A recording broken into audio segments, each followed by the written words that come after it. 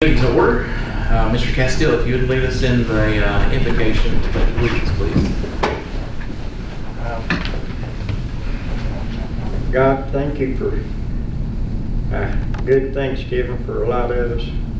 A lot of people had a bad Thanksgiving. I know a few people passed away. And I thank you for each and every day that you give each and one of us our life and shows us the way of all the great things you do for us.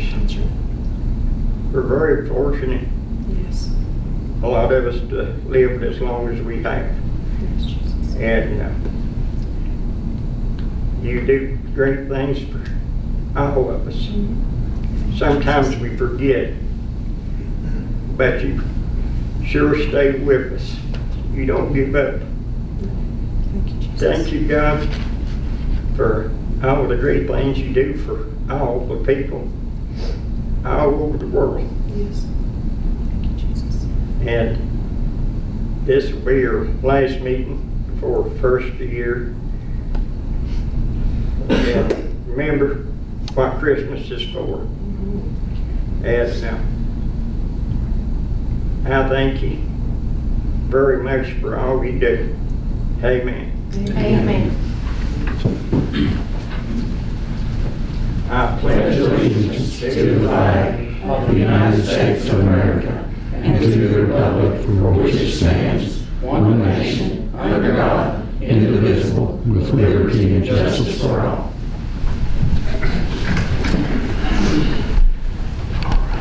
Thank you, Mr. Castile.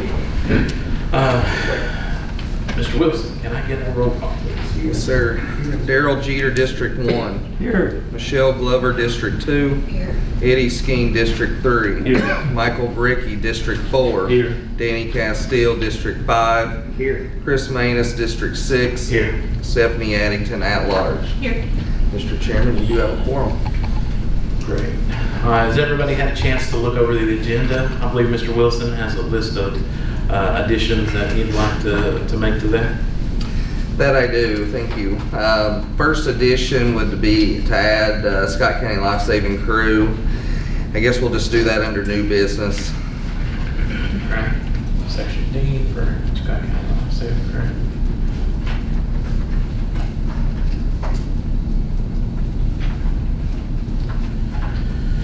All right, what else? Do we need to do You it? can just do it all. Do it all, okay. Sheriff's Office, add them also under new business.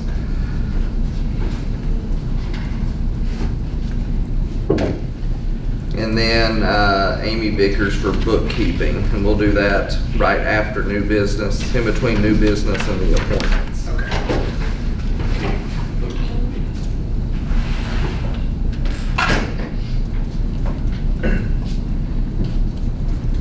That's all I have, Mr. Chairman. All right.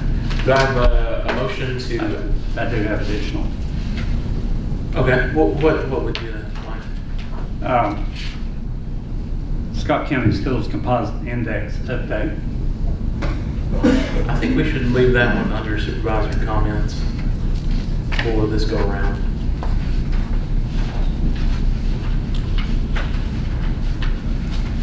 I'd like to request it goes someplace else in the agenda. I mean, is that continuing that discussion, or Yes, it is. Sally? Leaning on you here. It's up to you. It's unfinished business. I'd like to have it under new business. New business? Does everyone else feel the same way about that? I'm sorry, what is it again? Scott County Schools Composite Index update. I have some more information on it that I've received recently. I'll second. Oh, it's not about that. Yeah.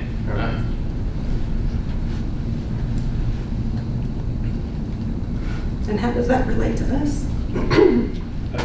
In regards to your presentation you did a couple months ago, I had administrative person with the state that I've gotten some information from. Was something that I presented wrong? No. Well, some questions about it, yes.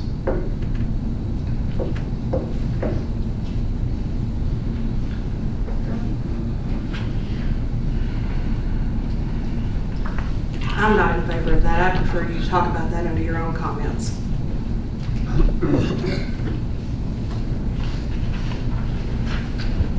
Anyone else got an opinion?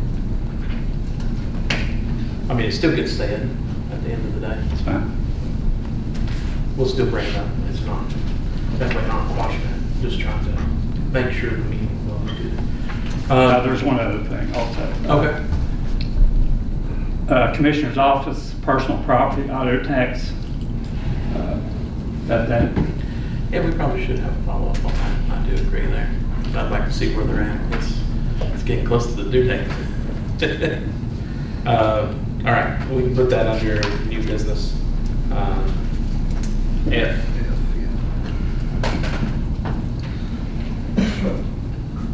What was that?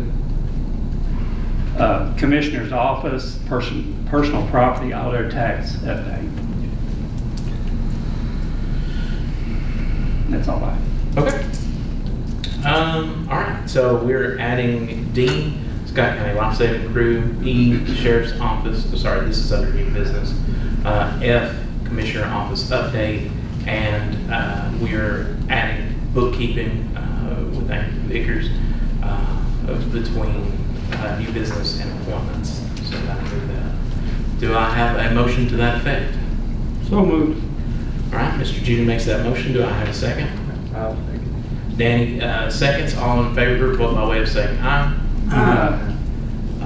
Opposed? All right, motion carries. Has everyone had a chance to read over the minutes from the last meeting?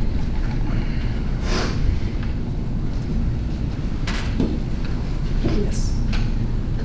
I'll make the motion to approve the minutes as submitted and written. All right, Stephanie makes the motion that we approve the minutes. Do I have a second? I'll take it. Danny seconds. All in favor, vote by way of saying aye. Opposed? All right, motion carries. All right, next we have citizens expression. I got a little thing to read here. Ms. Powers will let you go first. But citizens expression period is a point in the meeting when anyone who wishes to address the board may do so. If you wish to speak, please come to the podium and state your name, where you're from in the county, and or what organization that you represent. The board may or may not respond to anything you say, but we will take everything you say into account when making future decisions. Please keep your comments concise and businesslike. We have a timer, and Bill, if you want to go ahead and get that loaded up. If no one has signed up to speak, we have no particular order. We ask that you take turns and speak your business. Any action will be considered after we close citizens expression. And with that, I'll open it up. I hope everybody had a good Thanksgiving. I've presented an email yesterday, but to save time and to stay within the 5-minute range, I've trimmed the fat. I'm here today to address a financial crisis that is unfairly burdening every property owner and taxpayer in Scott County.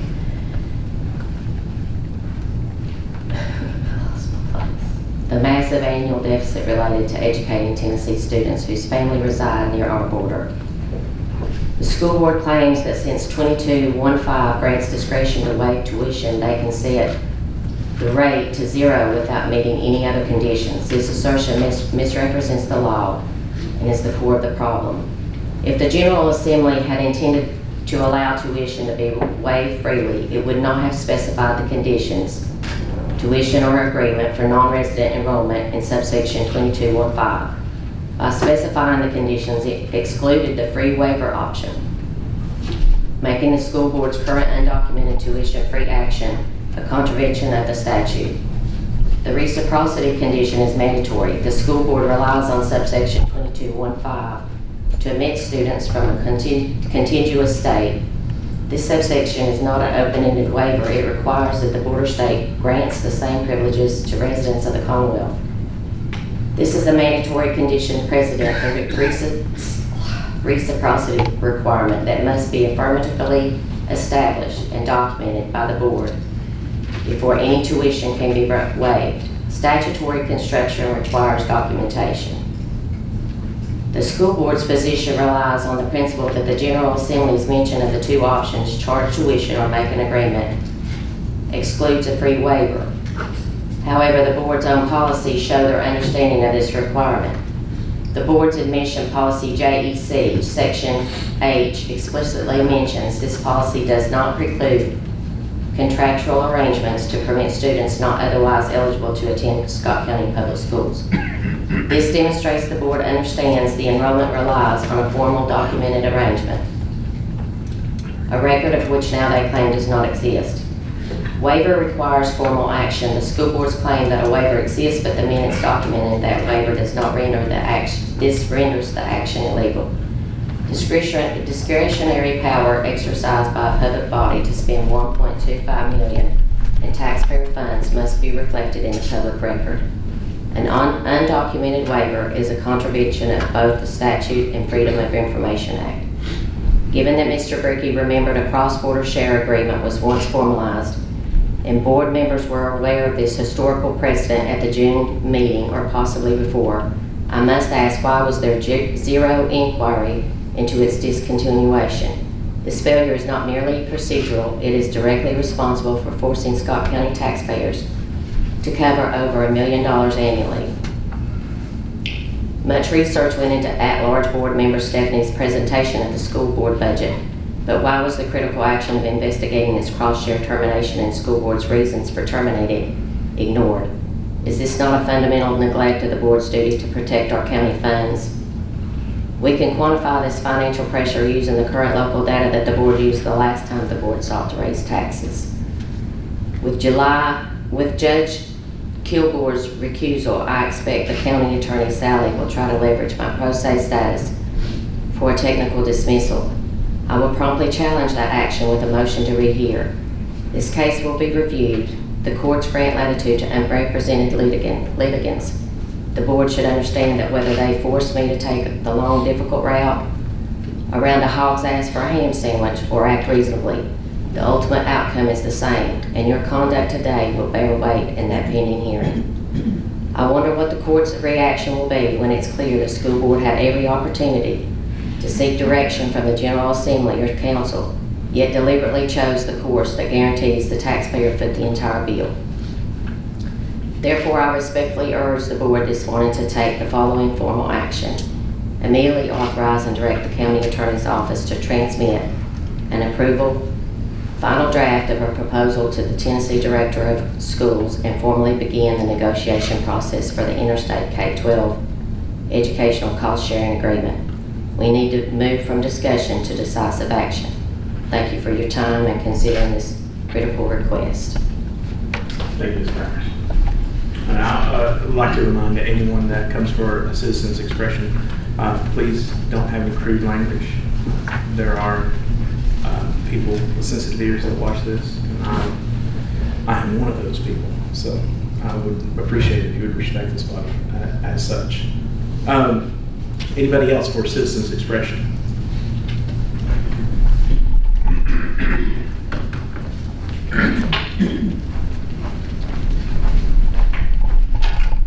Morning. Peggy Tice from Snowflake Road, and my sister's with me. And I'm here on account of dirt roads. And VDOT, they need more funding for dirt roads. And I believe that's the only way that we're going to cut down the 253 miles of dirt road. But now, we did call in Snowflake Road to VDOT, and Jeff did get back a hold of me yesterday. We've got a pond at the end of Snowflake Road for the intersection of Adding and Frame. And Jeff did call me back, thanks to Eddie, that he was going to bring a load of gravel to fill that hole. And he said he couldn't scrape the road right now because of it being wet. Jeff did get back a hold of me. And I would like to be able to ask Terry Kilgore if he really knows what condition the dirt roads are in Scott County. If he's driven over any of them, and we either have a muddy vehicle or a dusty vehicle and a raggedy vehicle, and they're not cheap. And the Riverside property, I was wondering if there's anything happening with that to help taxpayers. And I guess that's all I have, and y'all have a Merry Christmas. Thank you. Anyone else for public expression?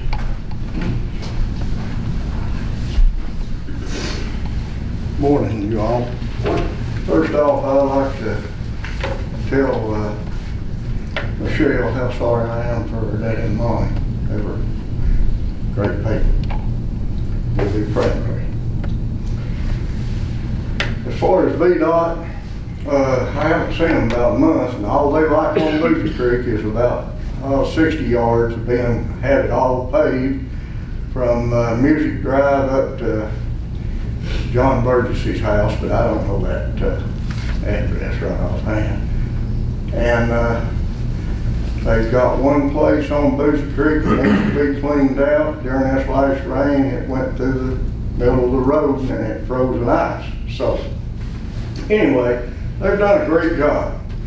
Got a little bit of odds and ends to do, but I'm hoping they'll get that done at the first of the year. Second, I'd like to know what's going on, some feedback on all these young'uns in Scott County that's sick. That's in St. Jude's. I think Stephanie took care of this, or should have. And I'd like to know who's investigating it, what's going on. And I didn't know if y'all could address that right now or not. Stephanie, you want to go ahead and give an update? I can. Because that is on everybody's mind. It And is. I forgot to add it to the agenda. That is my bad. Thank you. Well, today, we have a meeting with the Virginia Department of Health. I don't know, Chris and I are going to sit in on that. They're the ones leading the investigation. Well, what about the CDC? Can they get brought in on this deal and find out what's going on? I had heard that Terry had contacted the CDC. I don't know that myself personally, but I had heard that that was in the making, that was coming. And a lot of this today is going to be figuring out exactly what we can ask for as a county. Because we need help. We're not Yes. qualified to do We this. need to find out what's going on. Yes. So, We need to figure out what's going on. Megan Smith, do you know Megan? Yeah. She has done a phenomenal job Yeah. of getting everybody together. Last Saturday, she held a meeting and she brought in some pediatricians, some nurses, a lady that worked at St. Jude's, and they talked about, you know, the things to watch for in your kids and things like that. So it was good for the parents to come. well, we need to continue praying for these young. Absolutely, absolutely. Some of them, the good Lord don't help them, they ain't gonna make it. Right, I understand. Third thing I wanted to touch on, I don't know how to say this, but I think we should get out the word some way or another, that whenever the personal property tickets goes out, if they have not been changed from retail to loan day, then y'all gonna have a mess, or somebody's gonna have a mess, because if they go in here and pay these things, and then by word of mouth, a lot of people ain't got social networks or the paper. And they send in their money and pay these bills, then somebody's going to be sending them a check back. Because they shouldn't have never sent out retail value on personal property vehicles. I know one man in particular said he'd come in and talk to her, the commissioner, and he got his assessed value over $5,000. Now, I don't know the details on that, but please don't pay your taxes unless you make absolutely sure that you've got the right amount on that. Because you're going to have a heck of a time getting it back, and somebody's going to have to write a check, I guess, if they came over here, and sent back to them owners. So, anyway, if you all can do anything, Chris, you better be stepping up to the plate pretty quick. In my opinion, now this is my opinion, if the people that send out these assessed values on these vehicles and send them to the commissioner's office, if they are the ones that messed up and used the retail value instead of loan value, then they ought to redo their liquor cash over. If the commissioner didn't tell them, then I'd just go ahead and pay them out of the pot to redo it, because that will straighten out the whole mess. Thank you for your time. I may get into trouble for saying all this, but I don't want to see these poor old widows and people are paying their taxes and then wanting their money back. There ain't no sense of it. Thank y'all. Merry Christmas, by the way. Gary. Thank you, Gary. Say your name for the record. Oh, I'm sorry. Gary Baker, Boozy Creek. Thank you. Merry Christmas. Thank you, Gary. Merry Christmas. Anyone else for? Good morning, everybody. My name is Jeff Arrington, and I reside in the Hilton's community here in Scott County. I want to echo Gary's comments to Michelle. Michelle, we certainly have our condolences for you, and we've been praying for you. So, obviously, with the previous comments, there are a lot of important topics that you all are having to address. And I come before you with one that I hope will be a little bit simpler, but is certainly no less important. I've had the pleasure of coming here and addressing you all on a number of occasions in a variety of roles, but today I'm here as just a regular citizen of Scott County and a member of the Scott County Virginia Gun Owners on behalf of all citizens of this county. I'm here to talk to you about our rights protected by the Second Amendment. And notice that I specifically did not say our Second Amendment rights, because words matter. And I'm as guilty as anybody about calling it that. However, the Second Amendment does not grant us any rights. And we would do well to educate others and our children that our rights, all of our rights, do not come from our Constitution, state or federal. We are endowed by our unalienable rights from our Creator. The Second Amendment protects one of those particular rights, which is particularly important to us. Each of you took an oath to the federal and the state constitutions. The Second Amendment to our federal Constitution, in Section 13 of Article 1 in the state Constitution, protects the individual right to bear arms. I know that's contested by some people, but I'm here affirming that that's an individual right. This inalienable right, well understood by our founding fathers, ensured the individual right to self-defense against any and all threats, but especially tyrannical threats. It's not for hunting, it's not for sport shooting, it is for self-defense. An entire colony of citizens clearly understood the individual importance of arms, given the Civil War and the Revolution that they started. And it may seem awkward to refer to it as a Civil War. However, it was our first Civil War. Fundamental differences in government overreaching its authority on numerous occasions led to what has been referred to by our founding fathers as a glorious revolution. Today, on the precipice of our 250-year anniversary, we see similar divisions across our state and our country, and similar overreach by our governments. So we must set aside our differences and stand united for the common good to protect our freedoms and preserve these natural rights for our children and our posterity. I stood before you, the board, several years ago in the same room, requesting to establish Scott County as a Second Amendment sanctuary county. It's an effort that was broadly accepted and supported by many organizations, but more importantly by the people of the state and across the country, and also supported by our greatest documents of law. The board at the time, which several of you were a member of, unanimously approved that resolution. And although no expiration date was set on that resolution, I'm here again today requesting this board reaffirm that resolution. As I pointed out many years ago, the resolution does not serve as any sort of legislative law. However, it does serve to assert and preserve the individual right, even in the face of overwhelming resistance. It's our voice to say what we know to be the truth. It establishes that we will resist any infringements on our unalienable rights that violate the state or federal constitution, and as defined therein, are null and void.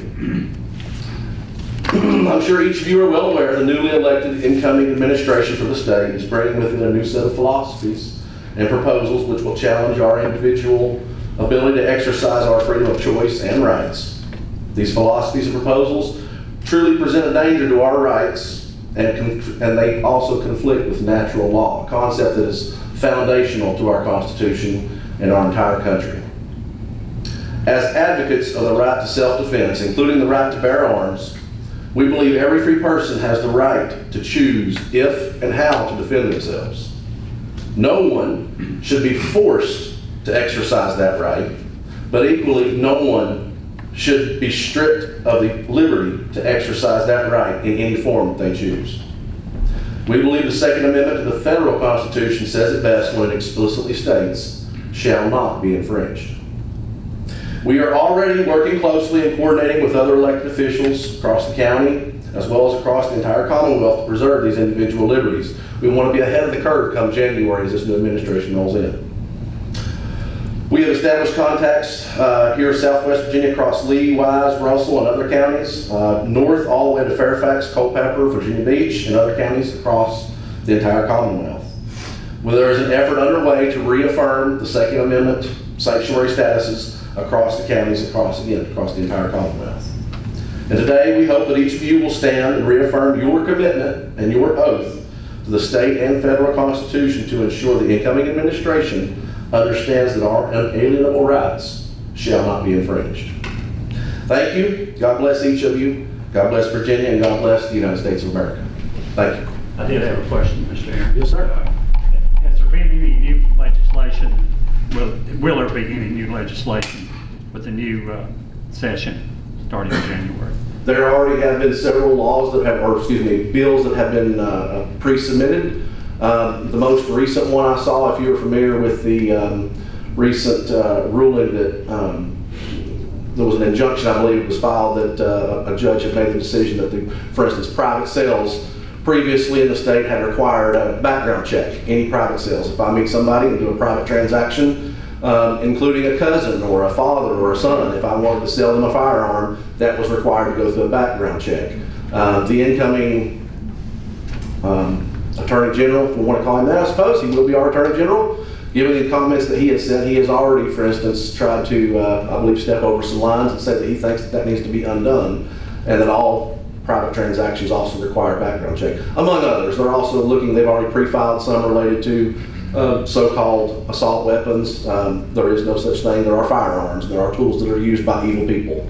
That is what they are. So there are several others that they have submitted that are pre-filed. And it's our understanding by some of those that are delegates in Virginia that there are others they are holding on to that they will be submitting very soon. So, thank you for the question. Any other questions, comments? Thank you all very much. Thank you, God Mr. bless you. Thank you. Anyone else for public comment?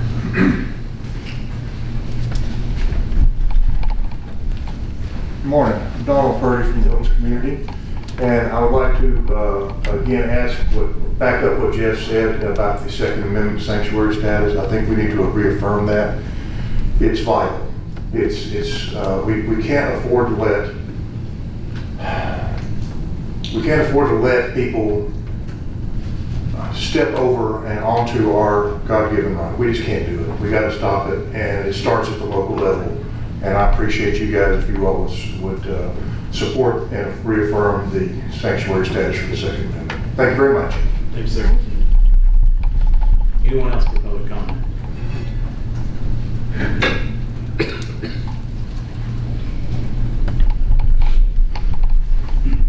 I'm Myron Fields, Stanley Town, or Cove Creek, or however you want to locate me. I just came by to check on the progress of our Cove Creek project, what all been done, what came out of the meeting you had after the last meeting with the people.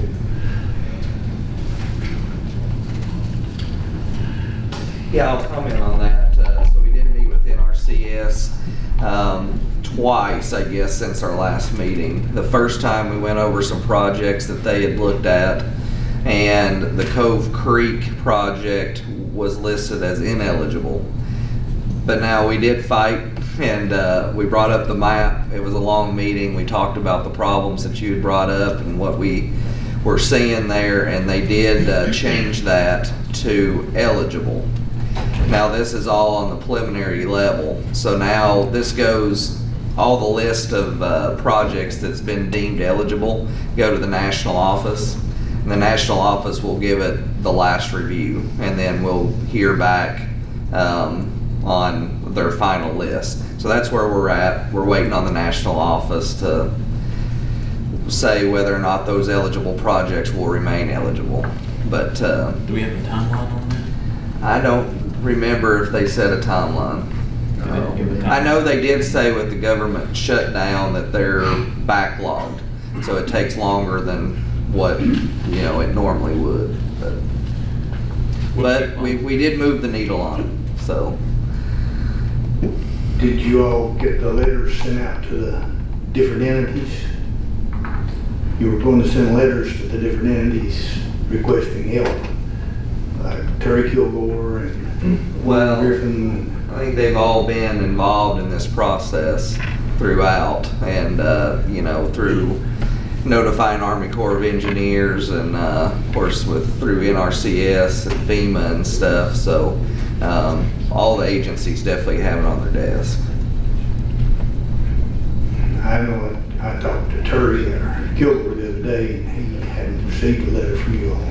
No, there hadn't been a letter, but we're all working on this. Well, as I said last time, Cove Creek was dry, but it's running now.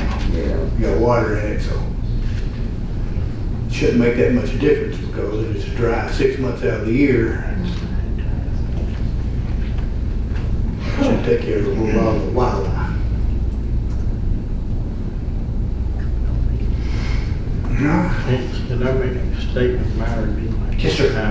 I was up there probably 3 or 4 weeks ago, up Drive Creek, and me and your neighbor was up there, and I took pictures of it. What if the creek was dry? Of course, I guess you can figure that out from the name Drive Creek. But it's timber in it big enough that you sell for pole.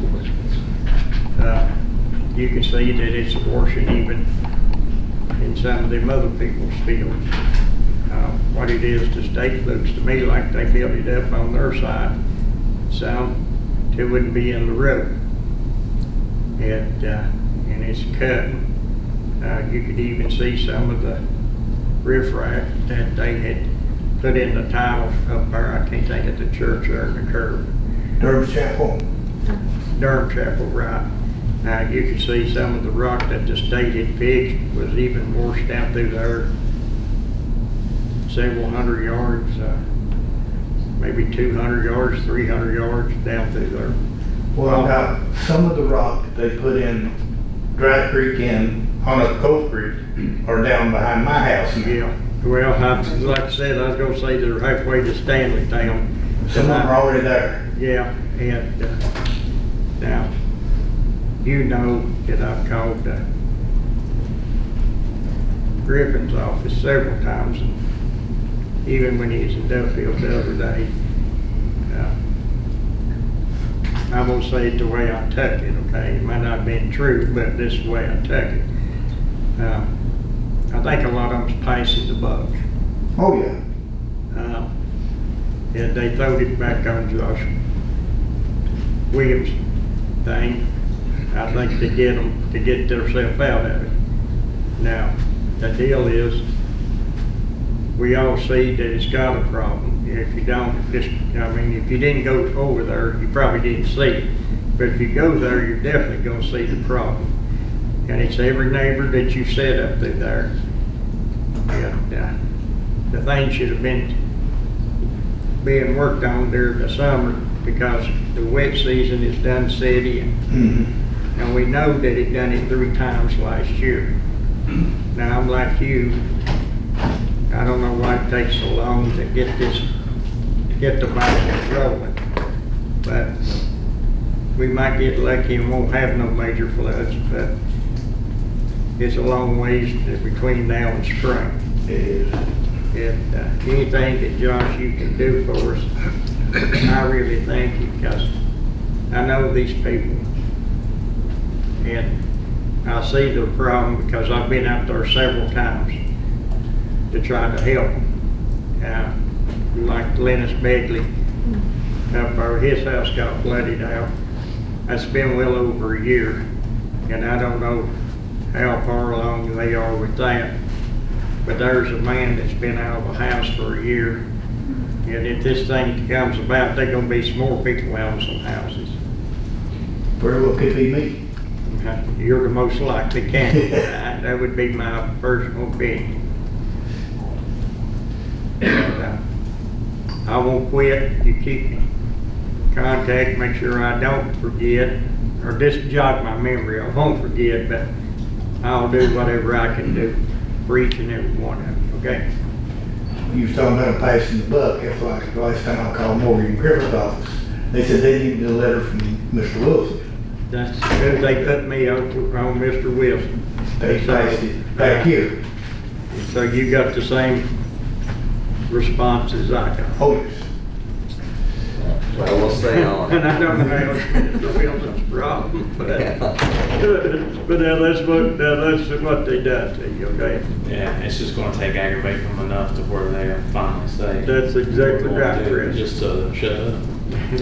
That's right. It appears that there's been progress at this meeting. I would like to, you need to be notified more quickly, and I would ask the people that are involved, once you hear something, notify Mr. Fields. Yeah, we will, once we hear something final. You know, we'll have to get that letter or notification that the projects are in fact eligible and, you know, ready for funding. And then we'll have to bring that back to the board. But I will notify you too, once I hear something. Yeah. But we did move it from the ineligible pile to the eligible, so hopefully it stays there. And I'm still waiting on your visit. You said last time you were coming over to check it out personally, so. Yeah, we can run back over there. We were over and just missed you, but we'll run over and actually take a look at it. Give me a call, let me know when you're coming, I'll be there. Will do. I'd like to yield the floor now to another one of my neighbors, Mr. Carroll Carter. He's here.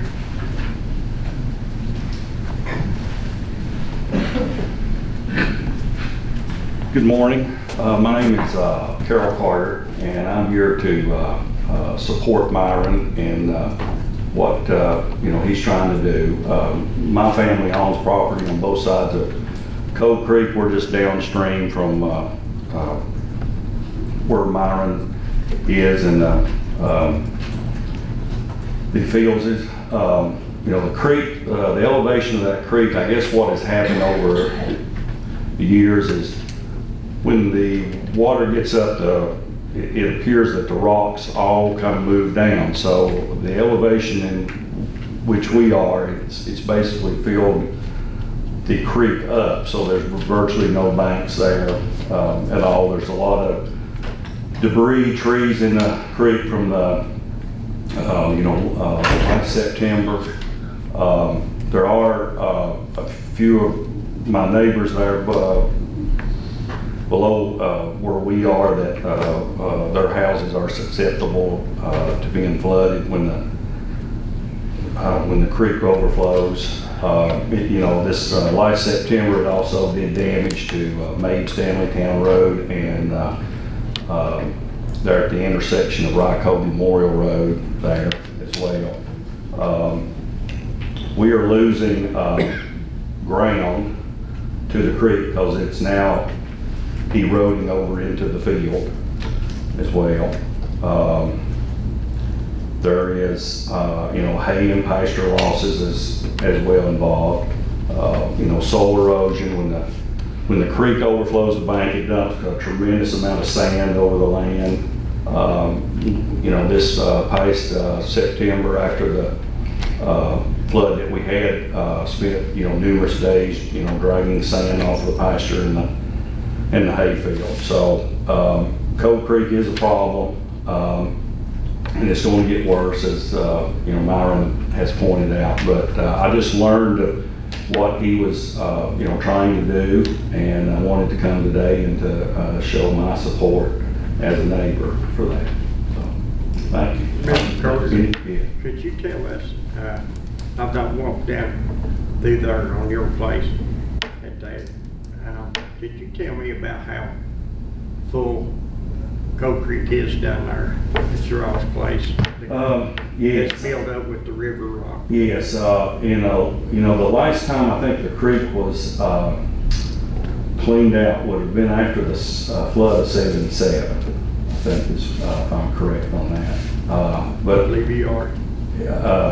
But in the area there where our farm is, there's virtually no creek bank left at all. Some areas, the creek is up within maybe 2 foot, 3 feet. So every time the water gets up, I can drive by there and I can look over in it. Of course, I do every time. Right. I go up and down through there. And I was gonna say it was definitely in 2 to 3 feet of being full to the top of the bank. Yes. Would you say that's correct? Yes, it's all the way, Right. pretty I don't much know all how the way, yeah. far it goes down through there, but definitely a half a mile Right. or further. And I mean, and yours is pretty flat fields down through there, Yes, so yes. when it goes over, it's gonna go over all of it. It does, yes. As I've seen it down there at the intersection where the old trash cans used to be out Yes. at 649. And I've seen it be around the old trash cans years ago. And I don't know why it didn't float some of them off. And I'm not saying that it hadn't at some time or another. And I can't think of the house there on the right. I've seen it through that yard where it runs across the road. And we call it, can't think of her Koch's wife's name. I've seen it around that house there. Yes. Yeah, I would compare this, what happened last September to what happened in '77, as far as the amount of water that was going over. And, when the state, when Rycove Memorial Road was redone and they built that road up, then that forced all that water that comes there, it forces it, back over on where it used to go. Yeah. The brush and stuff that's in that creek and all, it comes all the way out of the mountain out there, maybe. Yes. We know definitely a tree floats and it's gonna catch that bridge down there. Exactly. There's a lot of large trees, and the way they're positioned, I've been afraid to get in there and try to, cut them. It's just too dangerous. I don't have the proper equipment to do that with. Right. But the fastest I ever seen it, I just on down the stream on the river. I never seen it raise as hard as fast as it did back there. I don't remember what year when Grady Baker got killed. And definitely in 24 hours, I can tell you it come from normal river.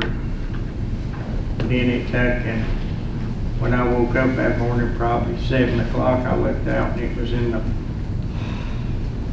the low banks was full, and it's at least 10 feet higher than that where you get in my bottoms. Mm-hmm. And I'd say not all of it wasn't covered, but I'd say those places was 2 feet. And now that's the fastest I've ever seen it raise in my lifetime. But now, to me, I think we all got lucky last year when everybody over in the Carolinas got it. In my house, it would rain for 2 hours and stop for 2 hours. And it did put it to about the top of the lower banks that probably had to raise it roughly 14 feet, I would say. Right. But it didn't raise as fast. that it did when Grady got killed, and I can't remember what year that was. Thank you. Yeah. Okay. Thanks. Thank you all. Anyone else for public comment?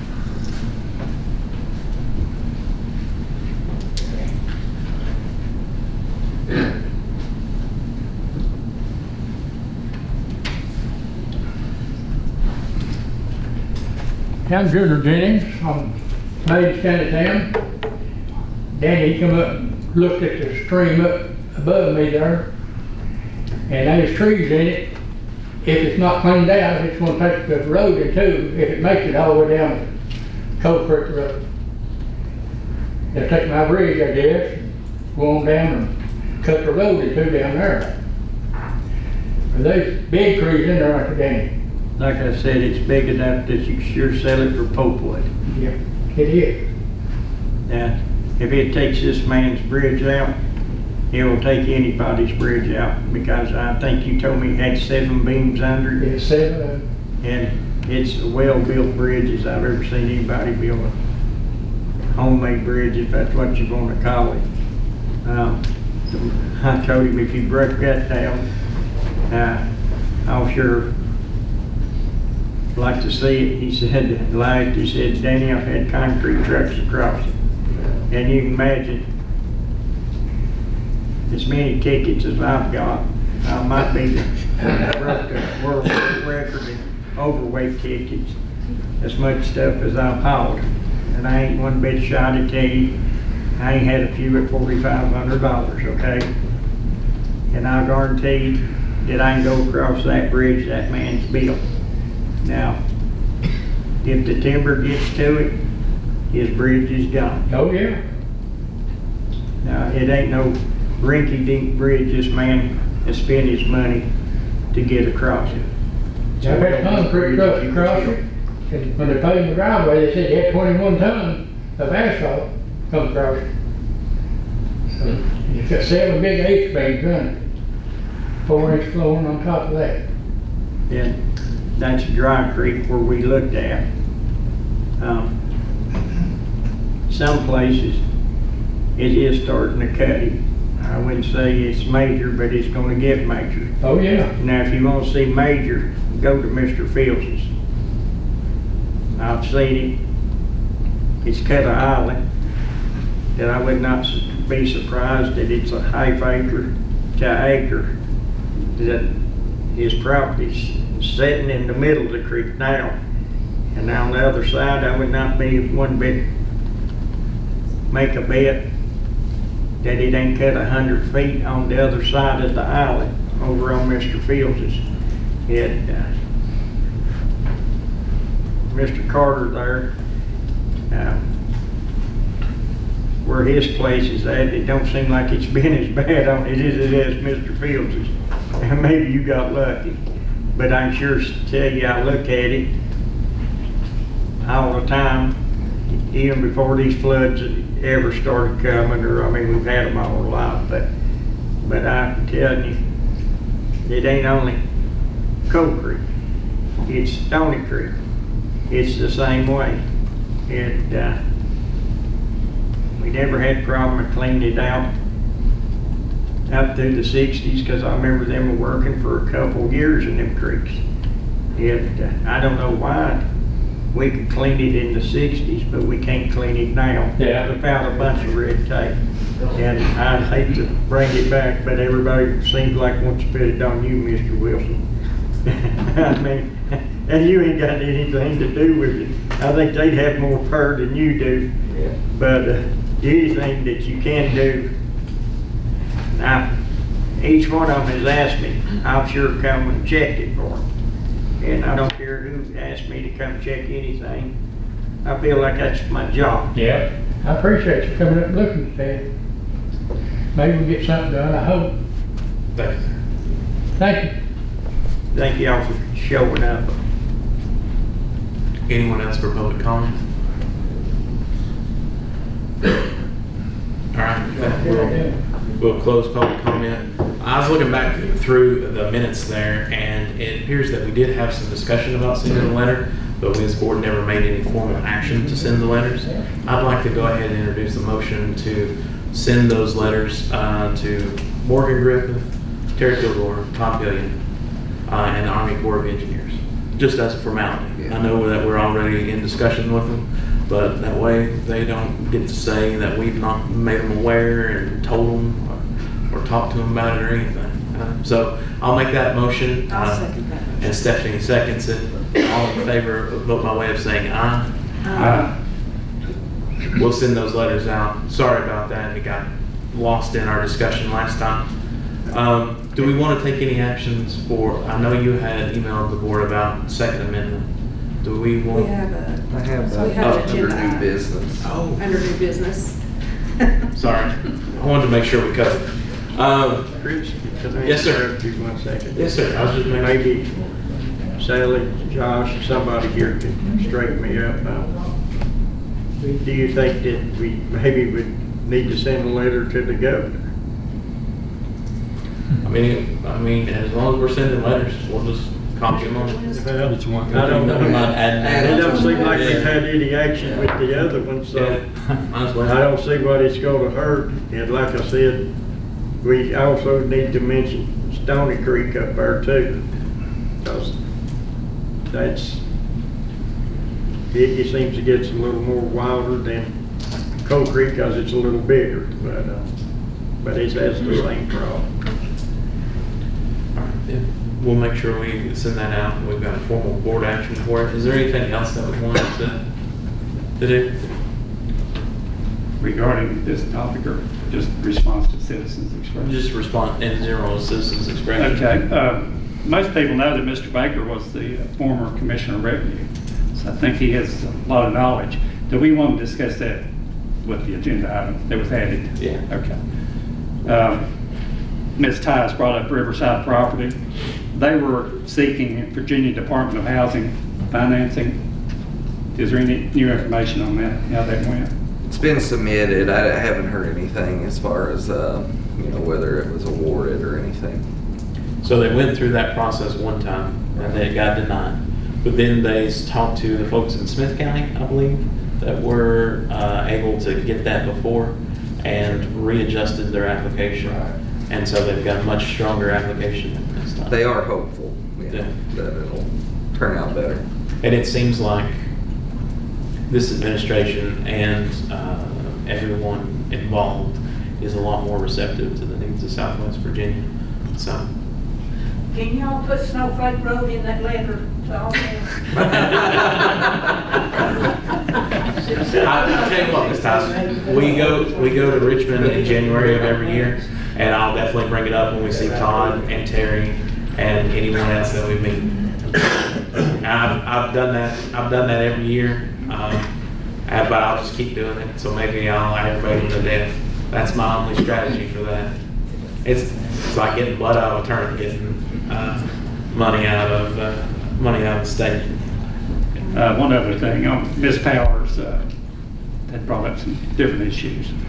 I think last meeting, we had submitted a letter to the Virginia Department of Education, is that correct? A request for an opinion? We did? I had emailed with them. Yes. And not received any Nothing. feedback. The Attorney General, you thought maybe that might be an option to seek guidance. Since there's pending litigation now, that's not the best route at this point. Now, several years ago, this is a very similar topic was brought before previous boards. What was the understanding from that in your research on these things that she's brought up? The interlocal agreement, reciprocity, The same as it is now. and what is that? Again, because there's pending litigation, I don't think we should be talking You about can't it. comment on something that happened 6 years ago. Not at this point, no. Okay. That's all I can. Anybody else have anything? Okay. All right, well, moving on. We don't have any public hearings.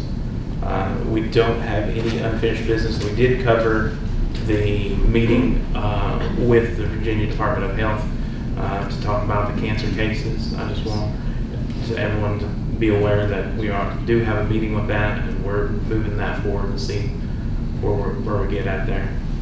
Again, that's my bad for not adding an agenda item for that. Moving on to new business, opioid funding. Yeah, so in my memo, hopefully everybody got a chance to see that, and in the packet, Southwest Virginia Workforce Development Board is seeking a regional opioid abatement grant to continue funding the ROPES program. And the ROPES program has been around since 2019. Assisted over 300 individuals in the region transitioning back to the workforce while maintaining recovery. I found this on. This new grant will expand to include youth that have been opioid impacted. So the proposal in the draft budget I put in the packet, they're asking for each participating county for a $25,000 match for this grant. And they're working on getting they're looking for the 7 far southwest counties and the city of Norton. And they already have commitments from several of them. Dickinson County will be the fiscal agent on this. But I would recommend, doing this out of our opioid funds. Yeah, we have a hard time finding qualified uses for those opioid funds, so I'm all for anything that we can find. And especially taking a regional approach is always nice. Yes, and they're doing good work and trying to develop a good workforce. I'm on that board as our chairman there, as chairman for the county. So yeah, I think it's a good use for it. I'll make a motion to send them the full amount from the opioid fund. Do I have a second on that? I'll second that. All right. Everybody vote by. Stephanie seconds. Everybody vote by way of saying aye. Aye. Opposed? I oppose. Okay. Motion carries. I do have something on the opioid settlements. I think that last year we had some delays applying for some settlement money. Amy, are you familiar with that? Did we have any, it seemed like that came up last year on the class action settlements. I don't think we had any delays, but I do think there was an option that we voted on last year to not participate in additional ones. Yes. Especially. Or something like that. Yeah, I think our reasoning behind that is we were having a hard time finding anywhere that we could actually use the money on. Was that the 2 gentlemen that come here last year from Liberty? That was a use of the money. That was not voting on whether or not to pursue additional opioid funds. Someone had sent me some information they'd seen online last year that Scott County and a couple other counties in the area were meeting the deadline to apply or join. And I did bring it forward, but I can't remember the result of that. But I did speak with Ms. Cagley about it, and I think at the time Frida, that I can't remember. We were going to miss out on some settlement money, so I brought it to their attention. Yeah, I think if you look back at our meetings that we voted not to. I don't think that's got anything to do with what he's talking about. But yeah, that's true. It's You not. pointed it out to me after the fact, after it was done. I didn't know anything about it at the time. I don't know the circumstances around what someone sent you that we didn't do, I but think it's 2 different I things. think it is. It's opioid settlement money with the pharmaceutical companies. Right. But we did were like everything two weeks away from closing the other applications, and we hadn't applied. And there was money on the table, according to what this person from Medford County. Yeah, that I money. wasn't aware of it at the time, That- and we did everything that our national attorneys guided us to do, as far as I know. Yeah, and two, the other thing that we have to understand about the opioid money is it's not just free money that we can use for anything. to kind of plug the holes in our budget. I wish that it was, would be really nice. Or anything that we could even, I had Sally research if we could even buy Narcan with it. Because, you know, Roger Carter has been in here before and said if he could buy it by the drumful, he would. But we can't even use it for that. There are only very specific regional or very specific programs that we can use that money for. And that's what ROPES is. It meets all those criteria, so we're able to send that money. But yeah, I think the reasoning behind not applying for some of that is because some of the other county, once you get so many counties piling on, or so many people in a class action of that size, that they would be less likely to get an award for the counties that did participate. And there are some counties that were struck, you know, we were struck pretty hard with the opioid epidemic, we still are. But I think, you know, if you look at counties like Lee County, they were practically gutted by it. So, you know, yeah. In the end, I think we made the right decision. I agree. All right, VACO comments. Stephanie, did you want to present on this? Well, I mean, that's what I was led to believe. So. I won't present, but I will talk. Okay. So I printed you all out, or Josh printed you all out a report. So Bill, Sally, myself, and Josh attended the VACO conference there at the homestead there, November the 8th through the 11th. They had some fantastic breakout sessions for each day that we were there. And we, as a team, we broke up and was able to hit all of the, to attend all of the sessions. And we took notes, and I'd encourage you to read through these. There's a lot of good information, more than I can really talk about in this sitting, but I'd encourage you to read through it. There's a lot of, you know, Virginia housing, the budget for Virginia. There was a lot of talk about the, Josh went to the energy solutions, things like that. There's a lot of good things happening in Virginia. I didn't know if do you all want to add anything? Yeah, we were able to go to all the breakout sessions, all of them. so that was good. We kind of divided and conquered that. So we at least had ears in all the sessions that were offered. So I know when we went last year, we were unable to cover every single session, and I felt like, you know, we were missing things. But that's great. I'm glad you all were able to cover all that. I saw some good information about child care. You know, that's something as a county we're keen to get moving on.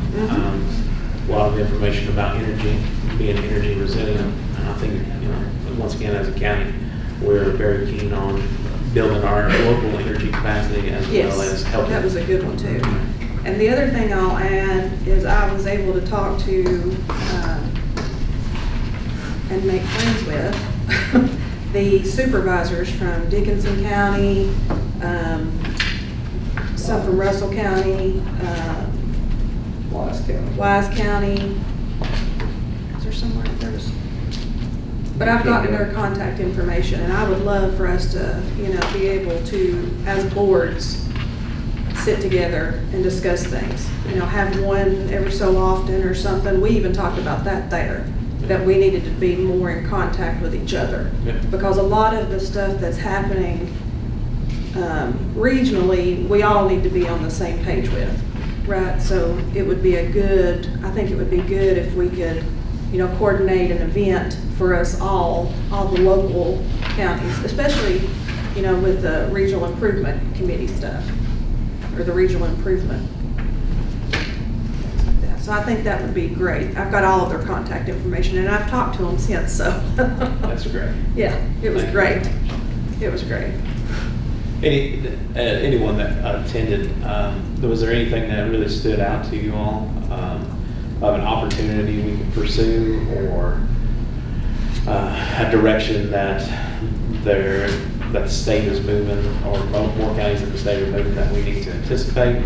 Or I attended the one about early childhood education and daycare, and one of the key takes from that was that 75% of people that have kids in daycare work outside the home. So daycare is hugely important for people to be able to go to work and having that opportunity in the county. And they were really stressing that in that session. So anything that we can do to encourage daycare in the county will help our workforce. Yeah, now I can't tell you how many times I've heard somebody having to work a double shift because, you know, a kid got sick or, you know, something happened that they had to keep them out of school. They didn't have no other family or anything, so. Yeah, I attended 2 of the energy ones.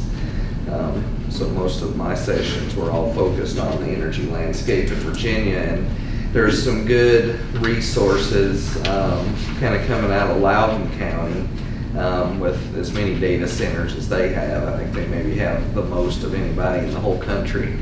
So they've kind of seen the good, the bad, and the ugly, I guess, of it, and they've put together some guidelines and some paperwork for counties to consider, you know, if looking at bringing anything like that in. And I don't think they're all in there, but there's links to some papers and stuff, some studies that they've done, so things to keep in mind. Yeah, I was impressed. I was looking through this before the meeting, and it said that they bring in $895 million in revenue for the county, and their county budget is $940 million. So what's that? That's, just data centers alone. Yeah, covering. That's over 90% of their county budget is covered by just data centers. That's incredible. But anyways, sorry. I thought that was some neat numbers. So Speaking of energy, is there anything going on with the solar farms permits? Any action being taken yet? Nothing that I've seen. I have been in contact with them, and all of them seem to be proceeding as planned. They're just filing their permits and getting their studies done.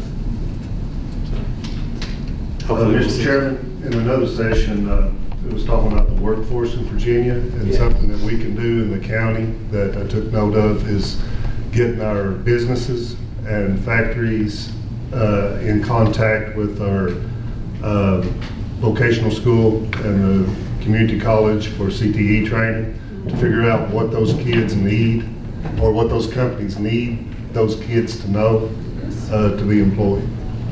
So that's something that we could probably work on here in the county. Yeah, that's a big thing. You talk to the folks down at BFP, they're always needing electricians, always needing folks that are experienced from masonry. So. I just saw a report recently. The unemployment rate among current college educated, is higher than skilled labor, entry-level positions. Interesting. Or if they're all being replaced by I guess welders and electricians. yeah, I guess they can be. But I mean, that's what I was trying to say. I think we've all been privy to a lot of AI here lately. I'll tell you, when I was working up there at the casino, 80% of the workforce was Mexicans. And I don't know what the labor force probably made up there, but I would say they're making somewhere in the mid-20s to high 20s as a labor force up there for labor. But I don't know why kids don't try to get in more construction. Yeah, I don't believe everything I see on Facebook, okay? But I seen in Wayne, Michigan the other day, they's paying $81 an hour for operators. Now, I do know some fellas that making anywhere from $40 to $60 an hour as operators.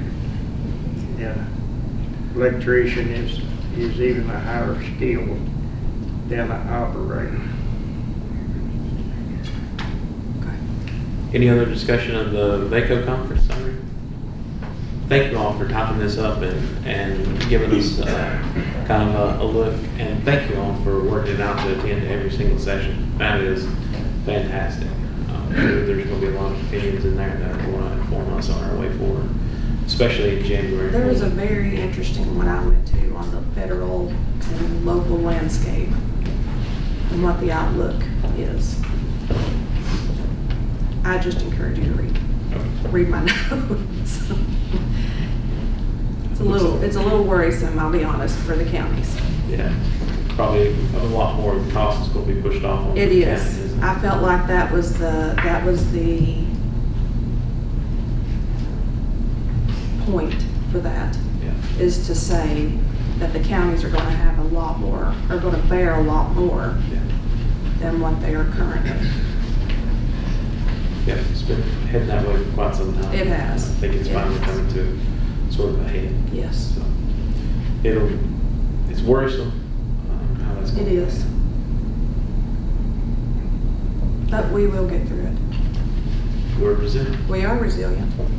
And speaking of resilient, keep on going. Yeah. So if we're done with the VACO conference summary, Second Amendment. Stephanie or Mr. Wilson, do you want to lead off on this, or? I'll defer. Yeah, Stephanie's the one that sent the email first. I think we do have something prepared, or? We do have a resolution. Okay, perfect. Yeah, we do have a resolution, I guess, in the packet to reaffirm Yes. what the prior board did. Can we read that aloud? I would like that read aloud. Yeah, feel free. And do, is it in the packet? Stephanie's giving it to me.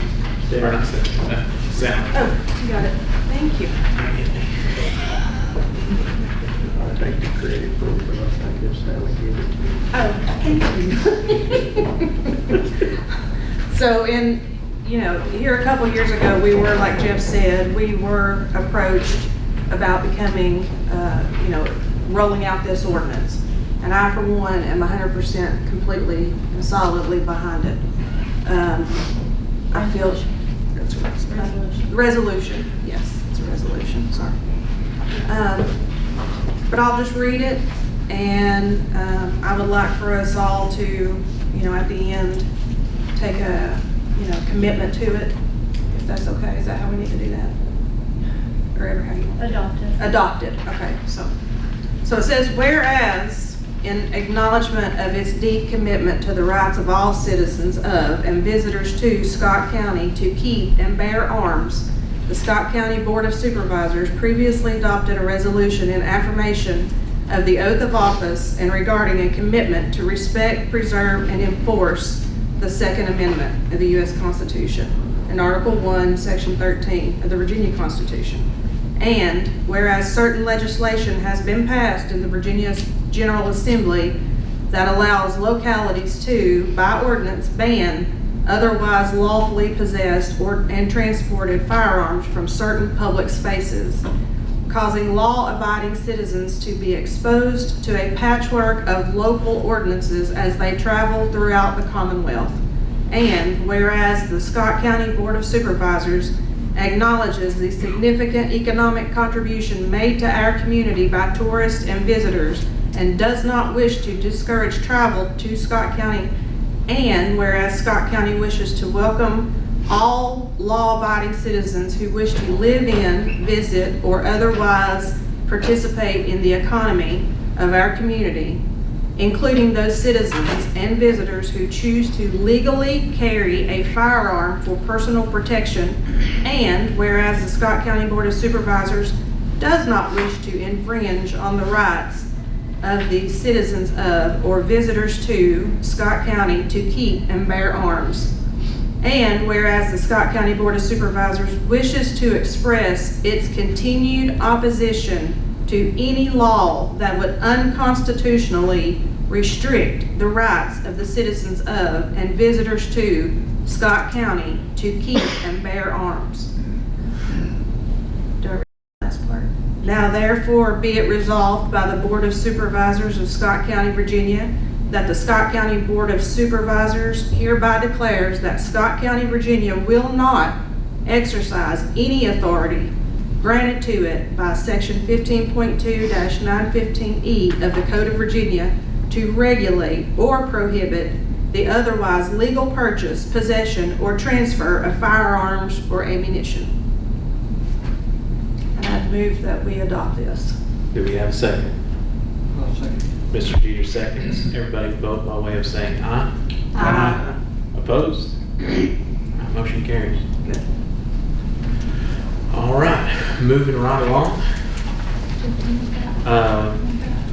We want to take a break for just a few minutes. I think everybody needs a break. Let's be back here at 10:30. All right, let's get back into it. The next agenda item is Scott County Life Saving Crew. Yeah, so Mr. Chairman, I did speak with Roger Carter and Wendell Burke. I guess that was back last week, and they are recommending that control of Scott County Life Saving Crew be turned back over to Scott County Life Saving Crew, and with the exceptions of there is an ongoing audit of the Life Saving Crew right now that they're helping with, just that they want to see that through. So just cooperation as far as getting any information for the audit to them or to the firm that's handling that audit until that's complete. And then also just to provide oversight to the Life Saving Crew. So allowing them to at least observe them, and then, but other than that, all control back over to them. And I do see some representatives here with Scott County Life Saving Crew.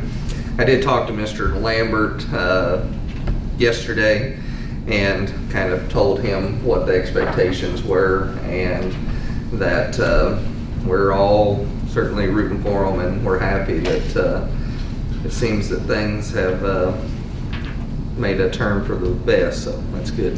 Yeah, that's great. So we need a board motion for that to turn that control back over? I believe there was a motion before, so okay. Yes. Yeah, so do I have a motion to turn control of Scott County Life Saving Crew back over to Scott County Life Saving? I'll make that motion, Mr. Chairman. I'll second that. All right. We've got a motion and a second. All in favor, vote by way of saying aye. Aye. Opposed? All right, motion carries. Congratulations. Can I say Thank you all something? for all your hard Can work. I say something? Yes, ma'am. I want to thank you all for coming Saturday. Everything that you all did for us. You're very welcome. I really appreciate you. We're glad to be there, but sorry that it happened.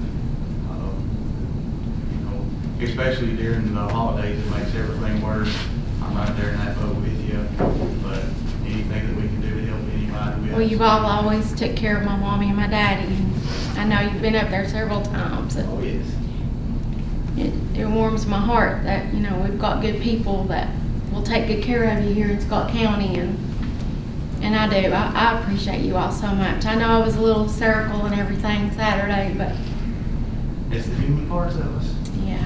But thank you all so much. You're welcome.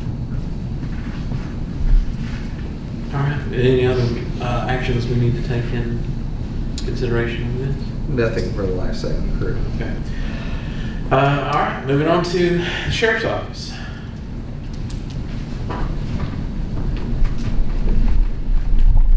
Morning. Morning, Sheriff. I'm Sheriff Eads. I'm here to, I guess we got a little issue. We're in need of a couple of vehicles at the moment. We've got one that they've totaled, the insurance company. And also we have one that's in the process of being evaluated. We don't know if it's going to be totaled yet or not, but We definitely need one vehicle, and the insurance paid is going to pay $17,600 insurance on that. And I've got some figures of we can buy one. There's two on the lot right now in Bedford dealership on the Durango, and which is 44,000. Let me see exactly what that is. Put my glasses on.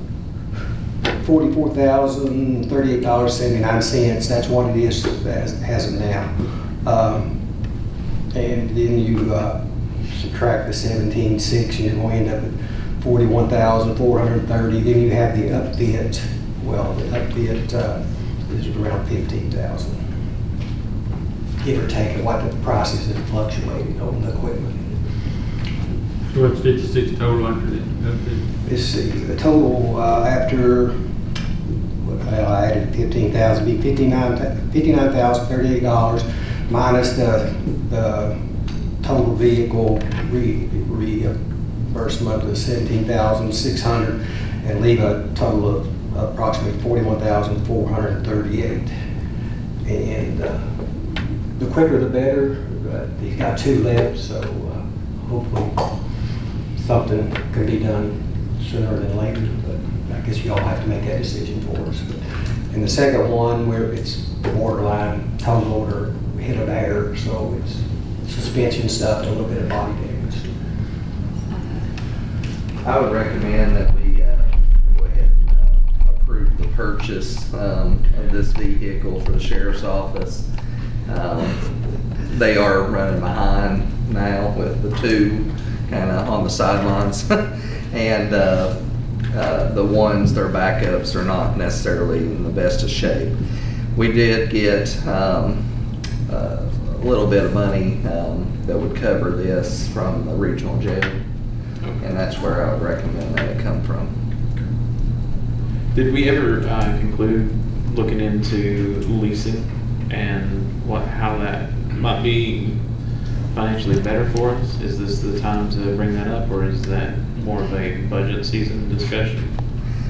Well, we were probably going to wait till budget season. I think we can comment on it. I mean, we did look into it, and we kind of decided that there's just some things that we weren't necessarily in love with on, values at the end of the term and different things, and kind of determined that it might just be best to not go through one of those programs. Okay.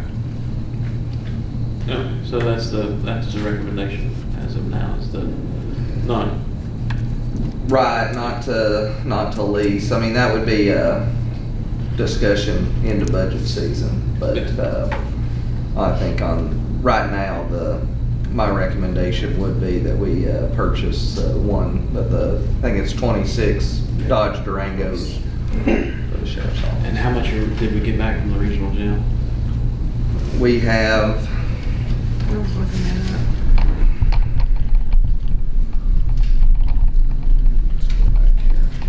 I want to say it was right around 140. You're recommending one or two, Mr. Wilson? Well, I guess right now we would be looking at one, because we're really uncertain on the other one as far as what the insurance is going to tell us. Is that correct? We should know soon. JC's been in contact with them. They looked over it somehow when they both happened within a week of each other. So he sent them both, but they overlooked the one, and it needs to be looked at again, I think. And you're thinking that one's not in as bad a shape? I don't think so. You can't see under it because the wheel is sideways and it's sitting basically on the ground on the front. So you can't really see under it. So I'm not sure. There's more damage under there on that frame cradle, or whatever we'll call it. I'd say it'll be total, but we can't see that. For what you see, it looks like it could be just suspension parts. Looks like we got $140,506.93 That's back correct. from regional jail. How did both of them vehicles get wrecked, Mr. Reeves? One of them hit a bear, and the other one ran off the road in a ditch and rolled it over, actually. Yeah, the mayor was down there, definitely, wasn't it? Yeah. Oh, yeah, I've heard that and I forgot about it. Poor Darla. She went airborne, I believe, didn't she? She went airborne over top of it, didn't she? or something She like that? bounced, I'm assuming, felt like it probably. When you don't see anything, you don't see anything. it's- Right. Yeah. I bet it's, Hard. I'm glad she wasn't hurt that bad. it's a lot harder to see it there too. Mm-hmm, definitely. It's just the time to just perfect to get see it. All I'll right, make a motion to buy the legal. I'll second that. With Mr. Jeter moving and myself seconding, does it, everybody else vote by way of saying aye? Opposed? All right, motion carries. Thank you, appreciate it, and we'll let you know on the second one, just see what happens. I did have a question, Mr. Roots. You thought you were going to get off easy today. We had asked you recently about pursuing additional deputies through the comp board. You had mentioned on several occasions that at times you were shorthanded. And also your detective said that they could use 10 more detectives. I know that was kind of a stretch, but overwhelmed.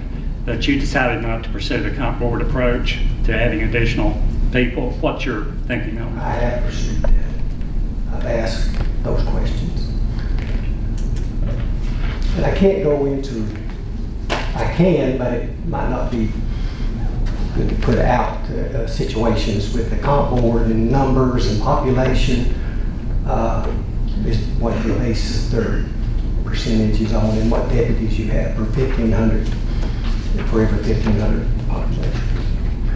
It's, I have asked a question, and it goes nowhere. I spoke with the Commonwealth Attorney, and he felt like that with the caseload and 23 situation, that it would stand a good shot at maybe adding some more people. It's been done, not only while I've been in office, but before. It's been asked. Several times. Yeah, more than several times. And I've met with her. I've talked to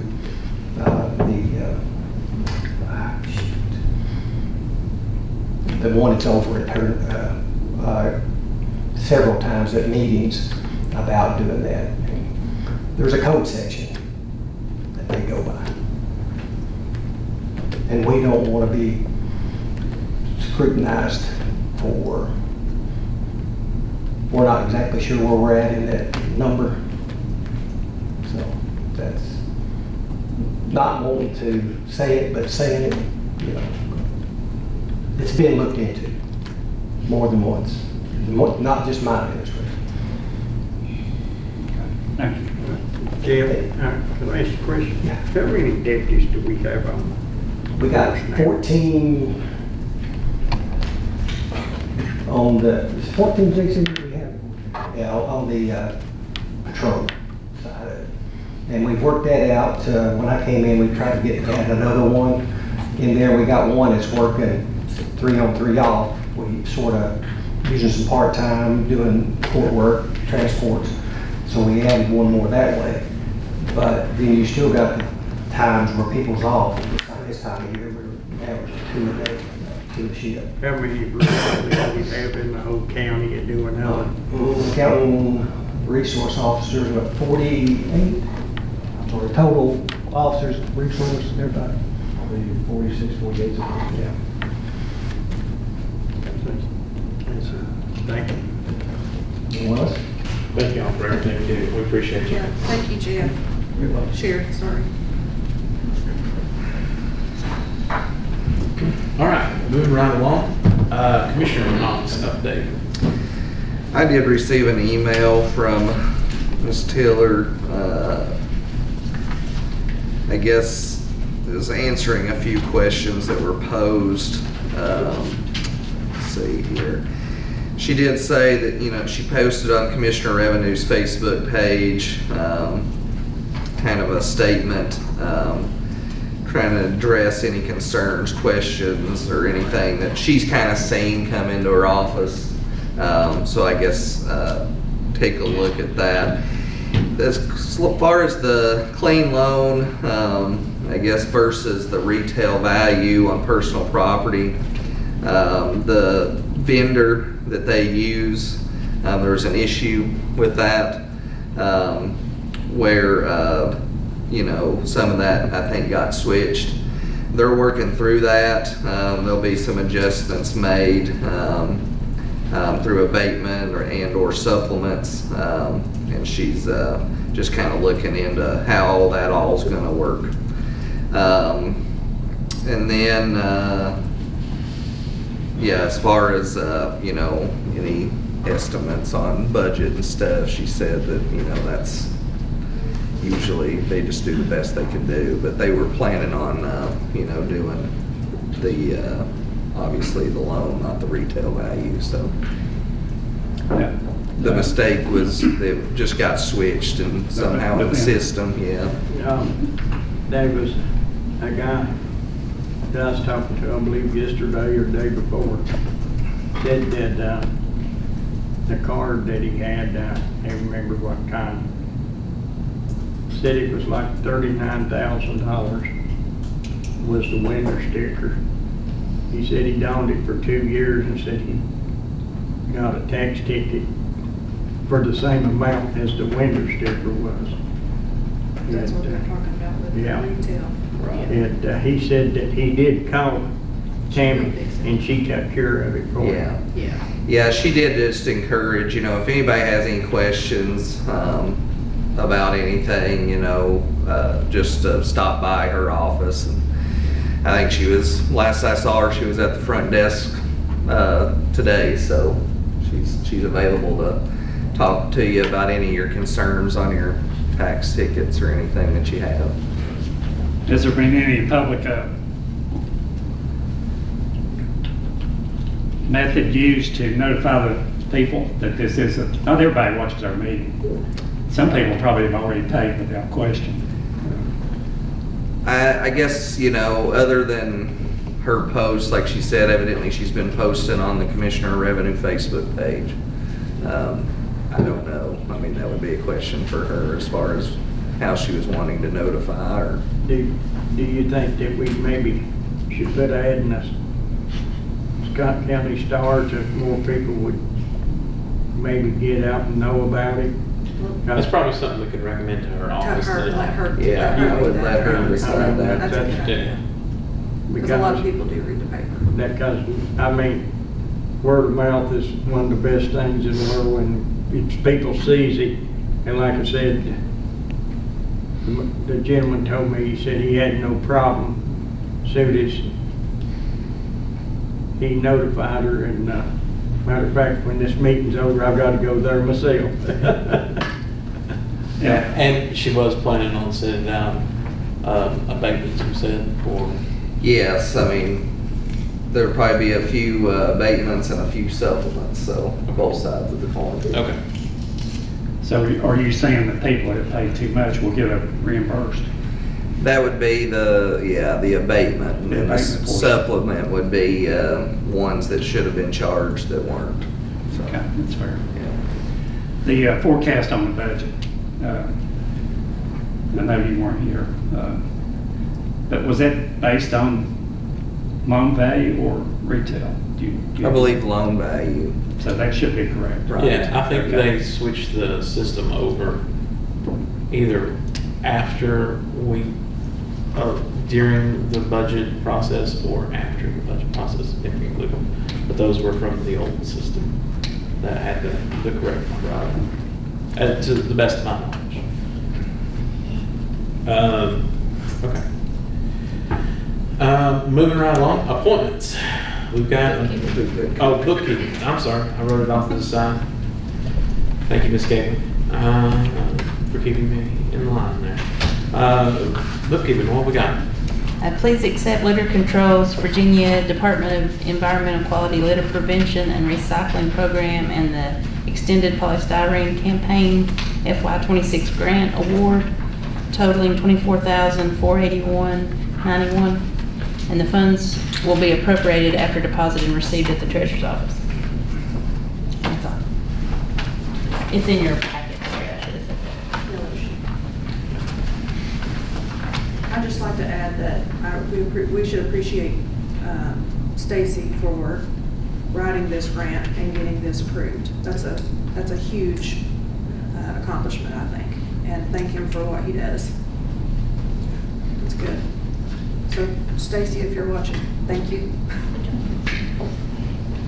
Do we need a motion out of that, or? Oh, wait, sorry. I'll make the motion that we accept the grant. All right, I'll second that. With Ms. Addington making the motion and myself seconding. Everybody else vote by way of saying aye. Aye. Opposed? All right, motion carries.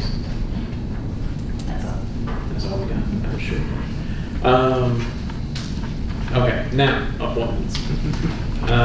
We've got a number of different appointments today. You have two for the Economic Development Authority. Eric Lane has been serving and he did reapply. Lynn Fansler has been serving and she did reapply. You have two others, Clayton Williams and Timothy Edwards have also applied. There are 2 seats. And there are 2 seats available, so we have 4 applicants. Show of hands, I guess. Take them one at a time, take nominations for the first one. Well, For the- I'd like to nominate Lynn Fansler. Yes. All right, for the first one, we have, Michelle nominates. Tim Edwards. all right, Danny nominates Tim Edwards. Do we have a second on that one? Don't need a second. Don't need a second, okay. Any other nominations for the first seat? Okay. Show of hands for Lynn Fansler. Okay. Show of hands for Tim Edwards. All right. Lynn, okay. So Lynn will be serving again. Now for the second seat, do I have any nominations for the second seat? I'll nominate Eric Lane. Eric Lane. Do I have a second nomination for that? I'll nominate Clayton Williams, and I do have some comments about him. Sure. Some of you may not know Mr. Williams. He lives in the Alley Valley area. I got to know him through working on water projects. He called me last night and said he was interested in this, and I just asked him a few questions. He's just a little background. He's been the past president of the Scott County Shriners Club with emphasis on the Eye Foundation. He's been the president of the Clinch River Medical Center Board in Dungannon, over a 20-year member. He played a key role in developing the site, the building, and the properties. He's an advocate for rural health care centers throughout the United States. He worked closely with the Virginia and U.S. legislators in Richmond and Washington, D.C., developing legislation for rural health care and EMT organizations as a member of the Virginia Healthcare Association. He worked on initiating electronic medical records programs that's new to this area. He's been a Tennessee Eastman employee, entrepreneur, developed farming operations in a sawmill. He's worked as a community spark plug. How I got to know him is through on the public water for that area. And he's, I think, would be an asset for the Riverside property to build out with the medical facility, with his medical background. Thank you. So we have 2 nominations.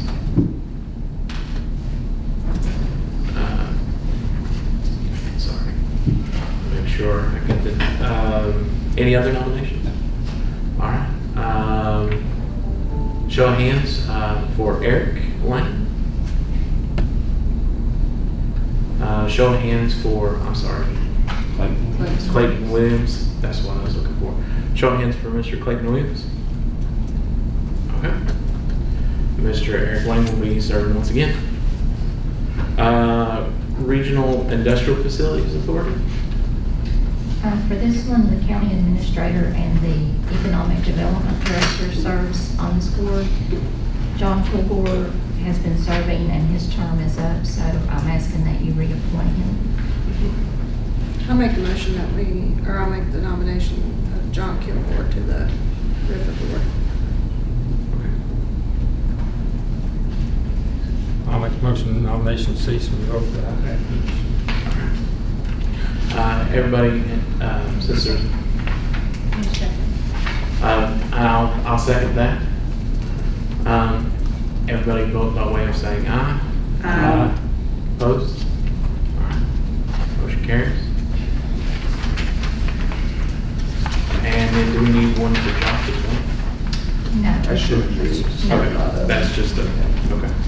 And then the CPMT. Jessica Keith has been serving on the CPMT board, and she has resigned. And this is for the private provider position. You did not receive any applications. I did check with Tammy Thompson, she's the CSC coordinator, and she gave me some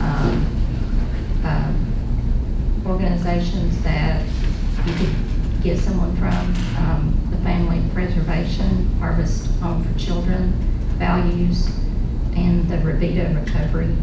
If someone that's employed by them would be willing to serve, that would work. And just for clarity, it has to be somebody from one of those facilities or some private provider. Yes.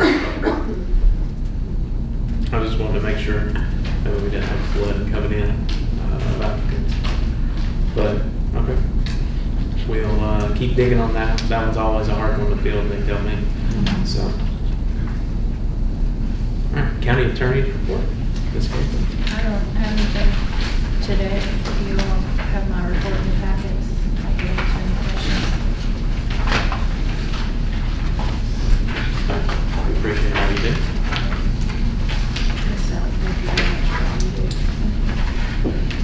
Moving along, Mr. Wilson, county administrator's report. Yeah, we'll start out with the claims. It's in your green sheets provided in your packets. Available cash, $12,008,400. Let's see, $12,008,483.42.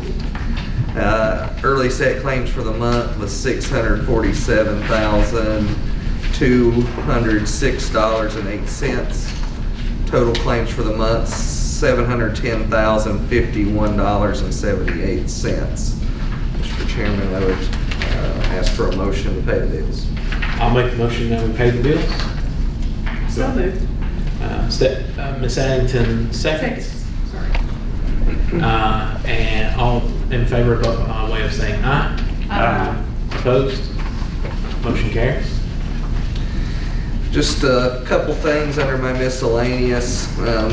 First off, I'd like to request that the county office close at noon on December 19th. That's the date that's set for our Christmas party. And we'll be having that up at Scott County Park. That way, you know, that we're not trying to rush that at all. Trying to, you know, eat and do gifts or whatever we're going to do and then rush back here. So I would ask that we be able to do that. Do I have a motion to that effect? So moved. Do I have a second? I'll second. I would like to make a comment about the party. All right, with Mr. Bricky making the motion and Mr. Jeter seconding, all vote in favor by way of saying aye. Aye. Opposed? What's the question? Motion carries. Ms. Glover had mentioned about the Christmas party. Yeah. How to put it together.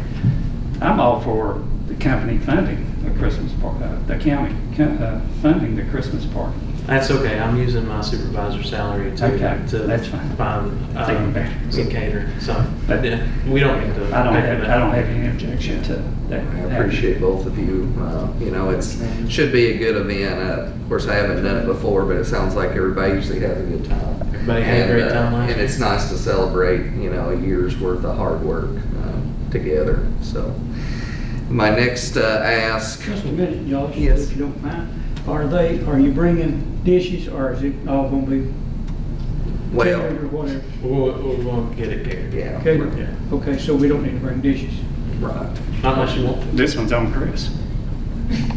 He's paying for it. Get yourself. One more thing, Christmas Day, Christmas Eve, do we want to do a half a day Christmas Eve? Or was you going to bring that? That was my next ask.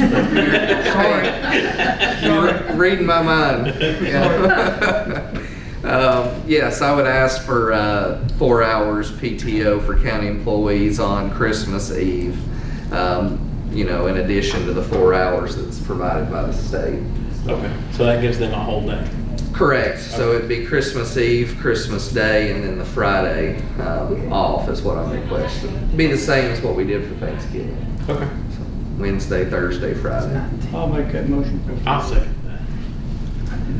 that. Everybody vote by way of saying aye. Aye. Opposed? Merry Christmas.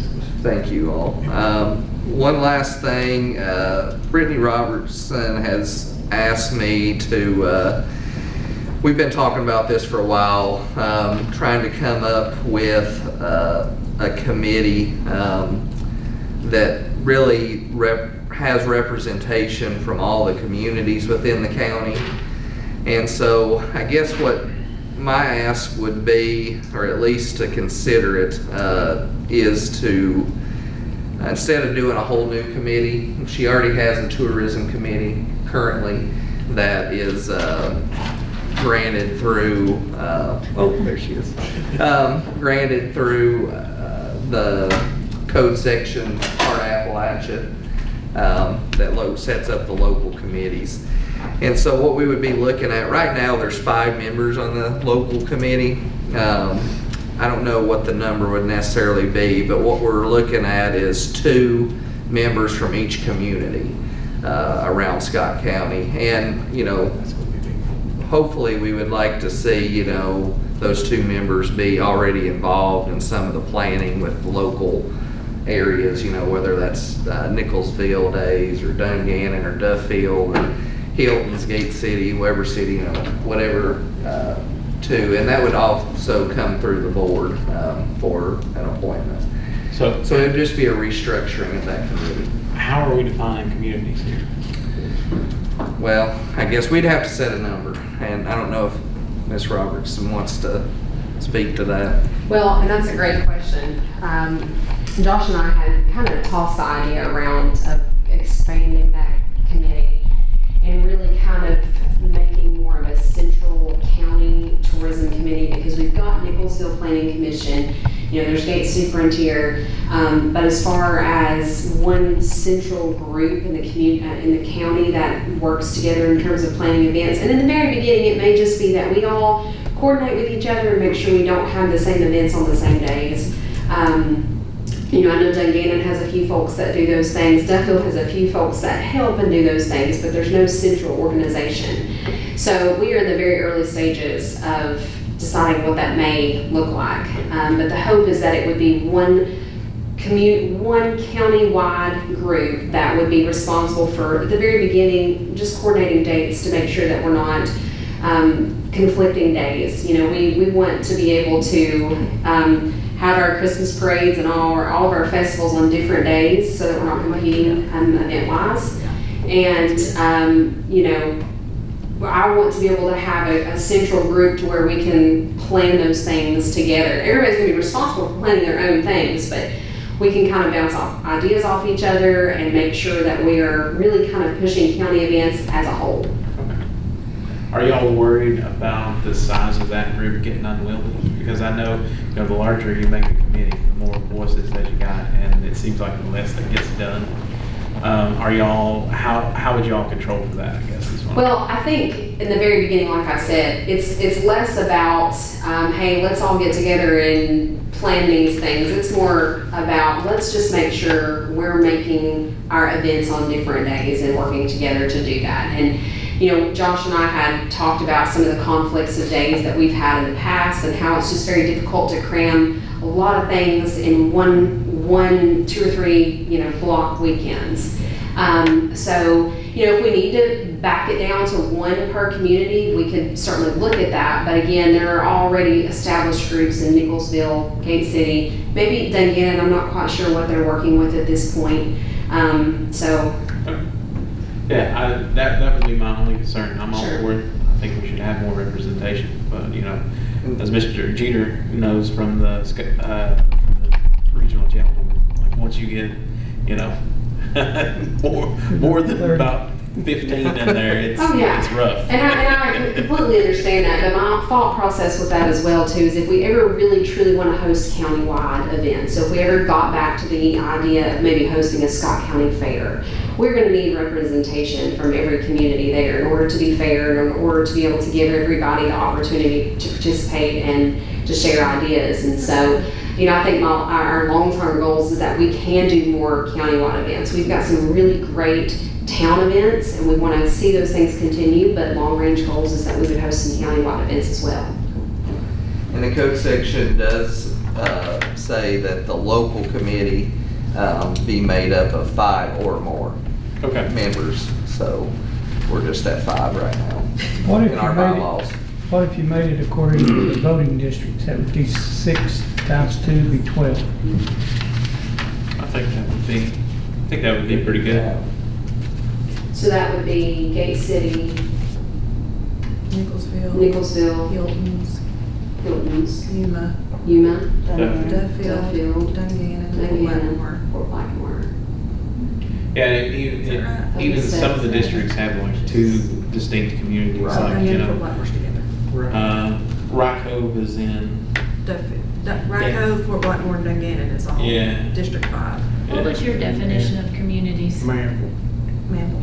Are you just towns, or are you like you? Well, that's a great question. I mean, historically speaking, if you look at our communities or / towns that host events, that's really, I guess, where our focus would be, because, you know, if they don't have the capacity to host events or have festivals or things like that, then I don't know as far as their inclusion in that, because, you know, I'll give you an example of this. I mean, the area that I live is Snowflake, Nicholsville. You know, I mean, Snowflake is its own little community. However, we would never host any sort of event. So, in my mind, it might be more organized towns or groups who've hosted things in the past or have a willingness to do that.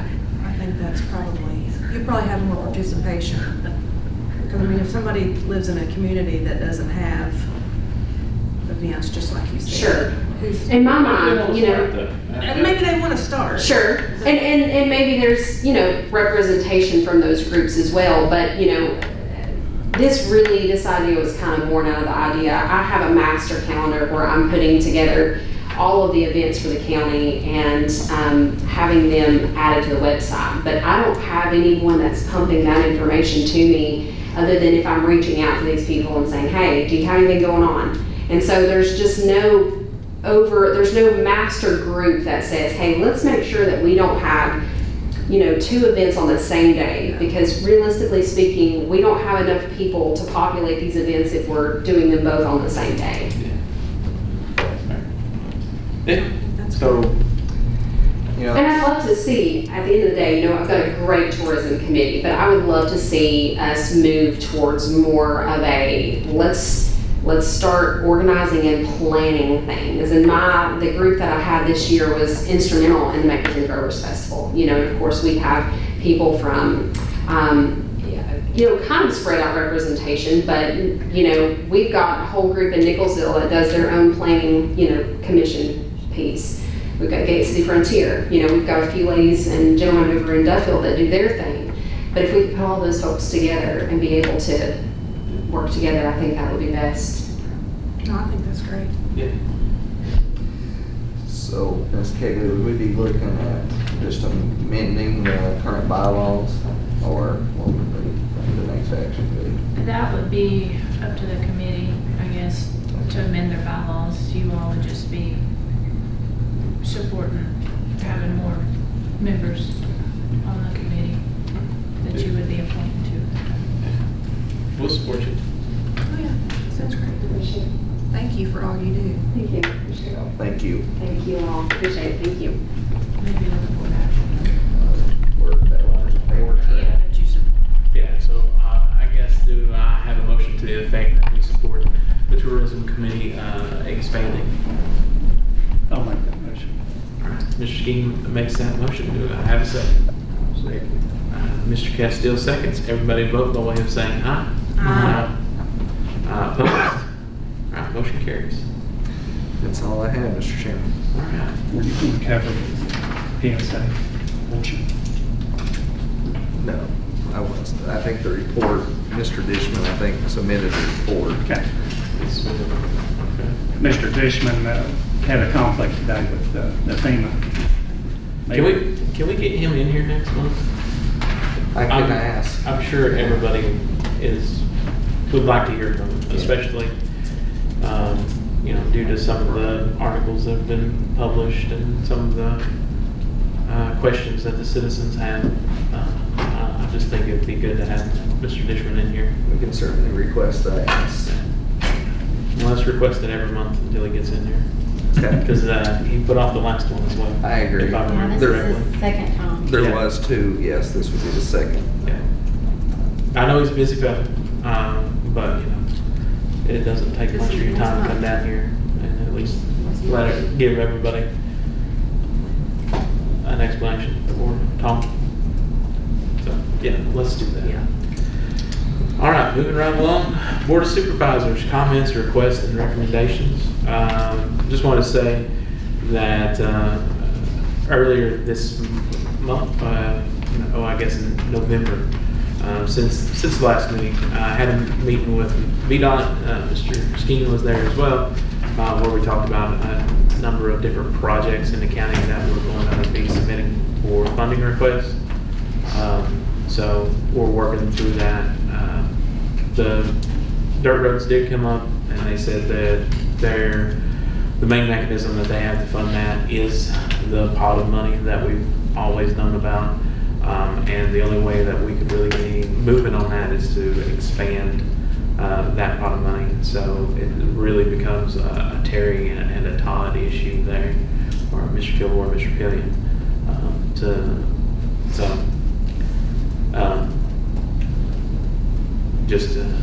Just make sure that Peggy knows we're fighting for it. And everybody else that lives on a dirt road. Any other comments? Do you think any way that we could take some of the money from the state, like where they repair roads, paving, that we could take some of that money and put it to the county roads that ain't been paved? That would be a question for Mr. Sumter. No, that's what I'm asking. And I doubt that they would do that. I doubt there's enough to go around. Yeah, I don't believe that that's eligible. And that kind of going back to VACO, I did go to the transportation session, and that question, the exact question got brought up, and the answer was no. I figured I know. Yeah. I didn't know if y'all could answer the figure. Mr. Summers We would love that. could answer it. He wasn't here today, and since this kind of about them dirt roads, and we hear it, and I hear it a lot. I tell them, well, you'll be dead before it gets paid. Yeah, there was a lady, I believe from Smith County, that asked that very question, because if they were saying if we didn't get any more money to pave dirt roads, then can we use our money for maintenance money or whatever that comes down through the state? And I said no. Yeah. Sorry, any other comments, questions? There's something that I want to bring up before you get into the composite index. It's been quoted several times that I made a statement that, well, I'll just read it out of minutes. Ms. Powers, pointed out that Michael Brickey publicly stated that they used to require a cross-border agreement to send students back and forth, and that he knew of no such agreement now. To bring you up to where I finally figured out where this came from, it was during Stephanie's presentation on composite index that day. And I was talking about the state of Virginia. At that time, I don't think it had been brought out about the actual code, but that was who I was talking about when it says that they used to require a cross-border agreement. They still do. It's still in code, and that's what's being quoted. But as far as I know, there has never been a reciprocal agreement between any other county in state or out. Washington County, Tennessee did not have one. Sullivan County, Tennessee does not have one. Kingsport, Hawkins, Hancock, no out-of-state county has ever had a reciprocal agreement with Scott County. And as far as I know, and I don't know if it's required or not, no county in the state, Washington County, Russell, Lee, or Wise, has ever had a reciprocal agreement. So this is, I did say that they used to require a cross-border agreement, but they is the state. They is not our school board. Understand? Understood? Okay, but I'd heard that, and I finally figured out where that was coming from, because I knew I hadn't said that Scott County had a reciprocal agreement ever. Thank you, Mr. Reed. I believe Mr. Reeder. I'd just like to wish everybody a Merry Christmas and thank the staff for all the hard work they do. I'll save that portion that you referred to, Mr. Bricky, to last, and I'll just cover my typical stuff. The thing you were referring to with VDOT, the smart scale, we do pick project, I think, every 2 years on that. It's usually a safety and intersection issue, and what we're looking at now, their meeting, hasn't been decided yet. We're just looking at it. It's Natural Tunnel, Highway 65, that's the Quincy River Park Highway. We mentioned Angler's Way, but I don't think it's truly a potential. But those two, I think, are ones that were discussed at most. Mr. Sumter did give me a little update. He said he's getting an influx of work orders for gravel and road maintenance, and they're following up on all those. But they're only prioritizing those that need our most biggest problems. They're done to gravel and potholes. They're not doing entire roads. He said at this point, if they did, they just scrape it off when we had snow. So they're not trying to do an entire road. Also, the thing he's working with is the gravel budget. I had some requests from school bus drivers this month. Big Moccasin Road, there's 4 bridges there that were, the approach to the bridges was sunken. VDOT did take care of those, all 4 bridges on Big Moccasin Road. Possum shoulder repair has been worked on. They still continue to work. That's in the Yuma community. River Road, Dungannon to Fort Blackmore, tree removal. School Street in Nicholsville, potholes have been repaired, and the PSA has to do some work. They're hoping to do an entire street paving in 28. But I just want to remind school bus drivers, if you have any safety issues on your routes, and also the Sheriff's Department, feel free to call me and we can work through that. They're getting on safety issues that's demonstrated here with the buses. So they're, within a couple of days, they were getting on this stuff. So we appreciate them for that.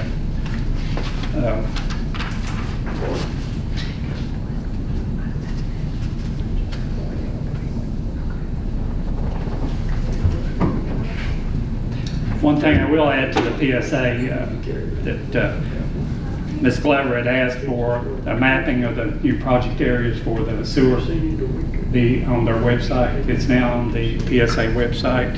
So anybody that's wondering if they're going to be covered in the sewer project, you can look on there. If you still can't figure out if you're in that area, call the PSA office, or I'll be glad to help you with that. But there's 3 steps. You go to the website, go to news and notices, current projects, click on Hilton's or Yuma project, and it'll pull up the maps for you.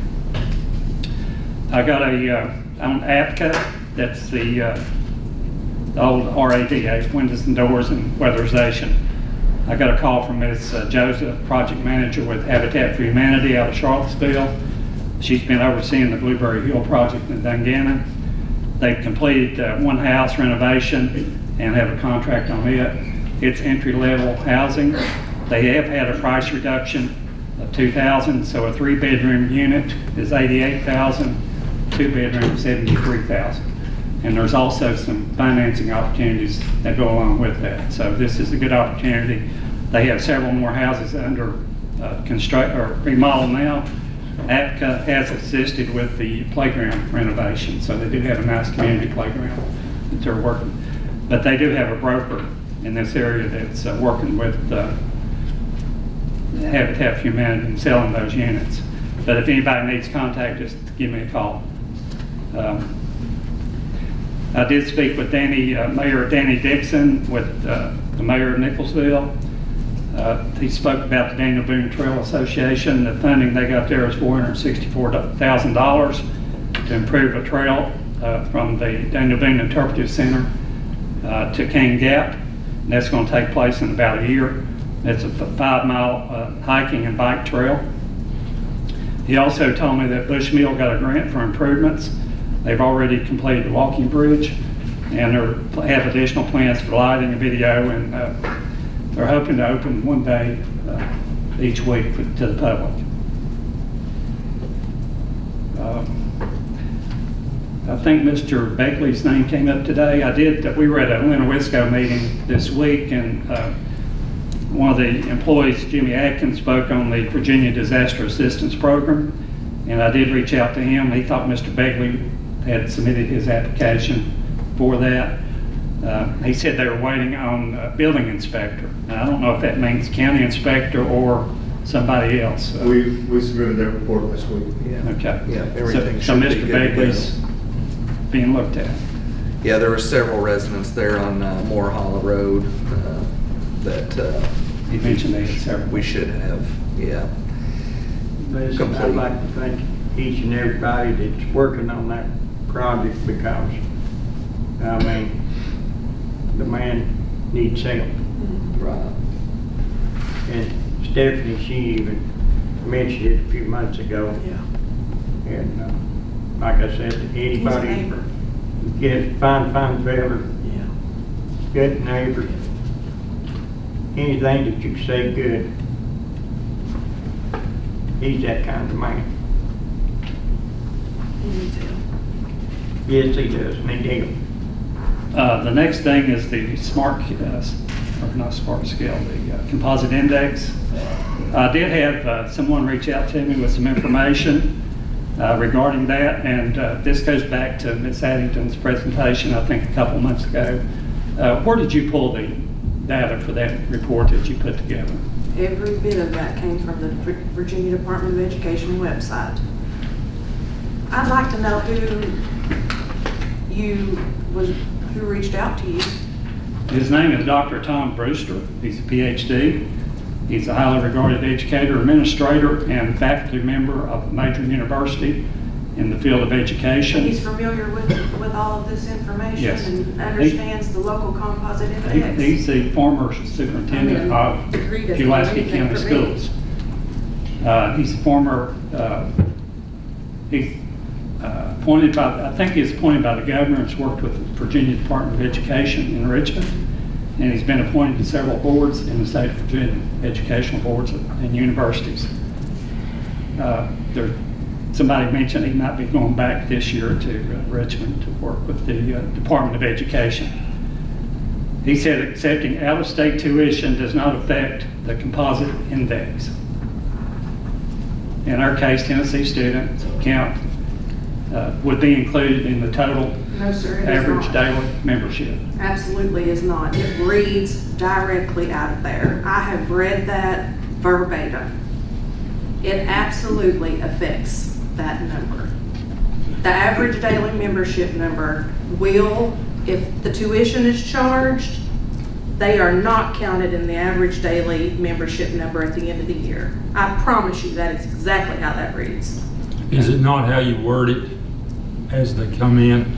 If they come in and that you charge tuition, then it's taken away. It is taken away. But if you say it's an admittance fee.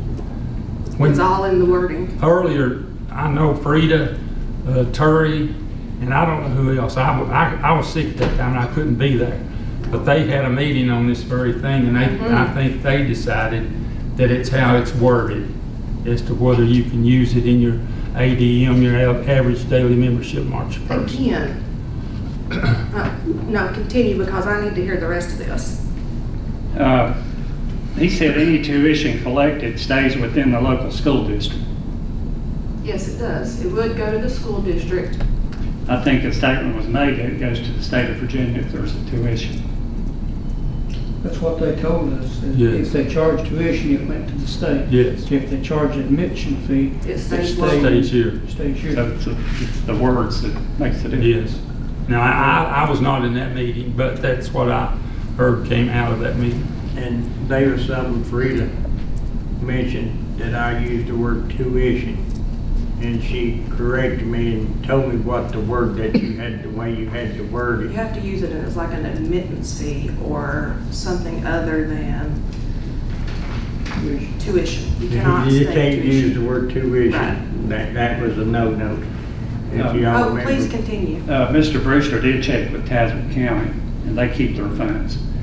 And I checked with them last week, I think. And they do charge $500 for out of state. I think mostly West Virginia. But it's an admittance fee, right? Well, I didn't get into the wording. So there's your Well, I asked tuition. I would understand that I before I asked would if you even charge talk her to them tuition, about she said this. yes, $500. It's $250 per semester, and they have 2 semesters. The last time I went to Richmond, I sat for a long time with the gentleman from Tazewell County. He is at that time, he was the chairman of the State Board of Education. And he said that they had a set number in Tazewell County that they would take from West Virginia, and they wouldn't go over that. But that is the way they handle it. Sorry, when you say they there, are you referring to the Board of Supervisors or the school board? This gentleman, Yeah. all I know, at that time, he was chairman of the State Board of Education. And I don't know if he was superintendent or board member. I don't know. That's been 2 or 3 years ago that I talked to him about Tazewell County. And everybody's mentioned taking it to, and I'll just go ahead and throw this in there right quick. Everybody's mentioned taking it to the Attorney General. Well, the last 2 times I went to Richmond, the first time that the Board of Supervisors here brought it up to the Attorney General, that we had about 450 students from Tennessee, he turned around to his aides, and if any of you were there, you'll remember this. He turned around to his aides and said, "That's illegal, isn't it?" Okay, that was that year. The next year we went, and some of you were there, and he wouldn't acknowledge it. Yeah, I asked him that question. He didn't really, wasn't clear on his answer. He kind of Wise answered. County and another county backed Scott County in trying to get something done about kids coming over, and he wouldn't. So I don't know how much good it would be to take it to either Attorney General, the one we got now, or the one we're going to have. I would just like to say that we should be careful on where our discussion is veering here. We're under some litigation right now, and if we go too far, who knows what could happen. But also, the stance of my stance has been this is a school board problem. Absolutely. And this is something that the school board needs to resolve. Our Lee County neighbors have also been in discussions with their, not this exact, they don't have this problem, that they're funding the school system. They do have some concerns over it. The school board or the the board of supervisors. Well, kind of like Eddie there. We fund the school board and Okay, let's just stop. Pause. Yeah, it's probably, we probably already veered too Let's just far. stop. Next subject, please. That's all. All right. Anything for closed session today? Yes, we do. We have reason to go into closed session for personnel and legal counsel. All right. Personnel being county administrator and county attorney, and legal counsel being the pending declaratory judgment petition. I had one more thing I wanted to say, but I'm going to. All right, we have 2 items to go into closed session. Do I have a motion? So moved. Stephanie Ms. Addington makes that motion. What were the items that were, Danny I got the first one. Personnel would be county administrator and county attorney, and then legal counsel would be pending litigation. Yep. A second. Okay. On a motion by Stephanie Addington and seconded by Danny Castile. This board hereby enters into closed session pursuant to Virginia Code Section 2.2-3711 for personnel, county administrator, and help me out here. County attorney, and Section A7, which is legal counsel. Everybody vote in favor by way of saying aye. Aye. Opposed? All right, motion carries. We will take a little break.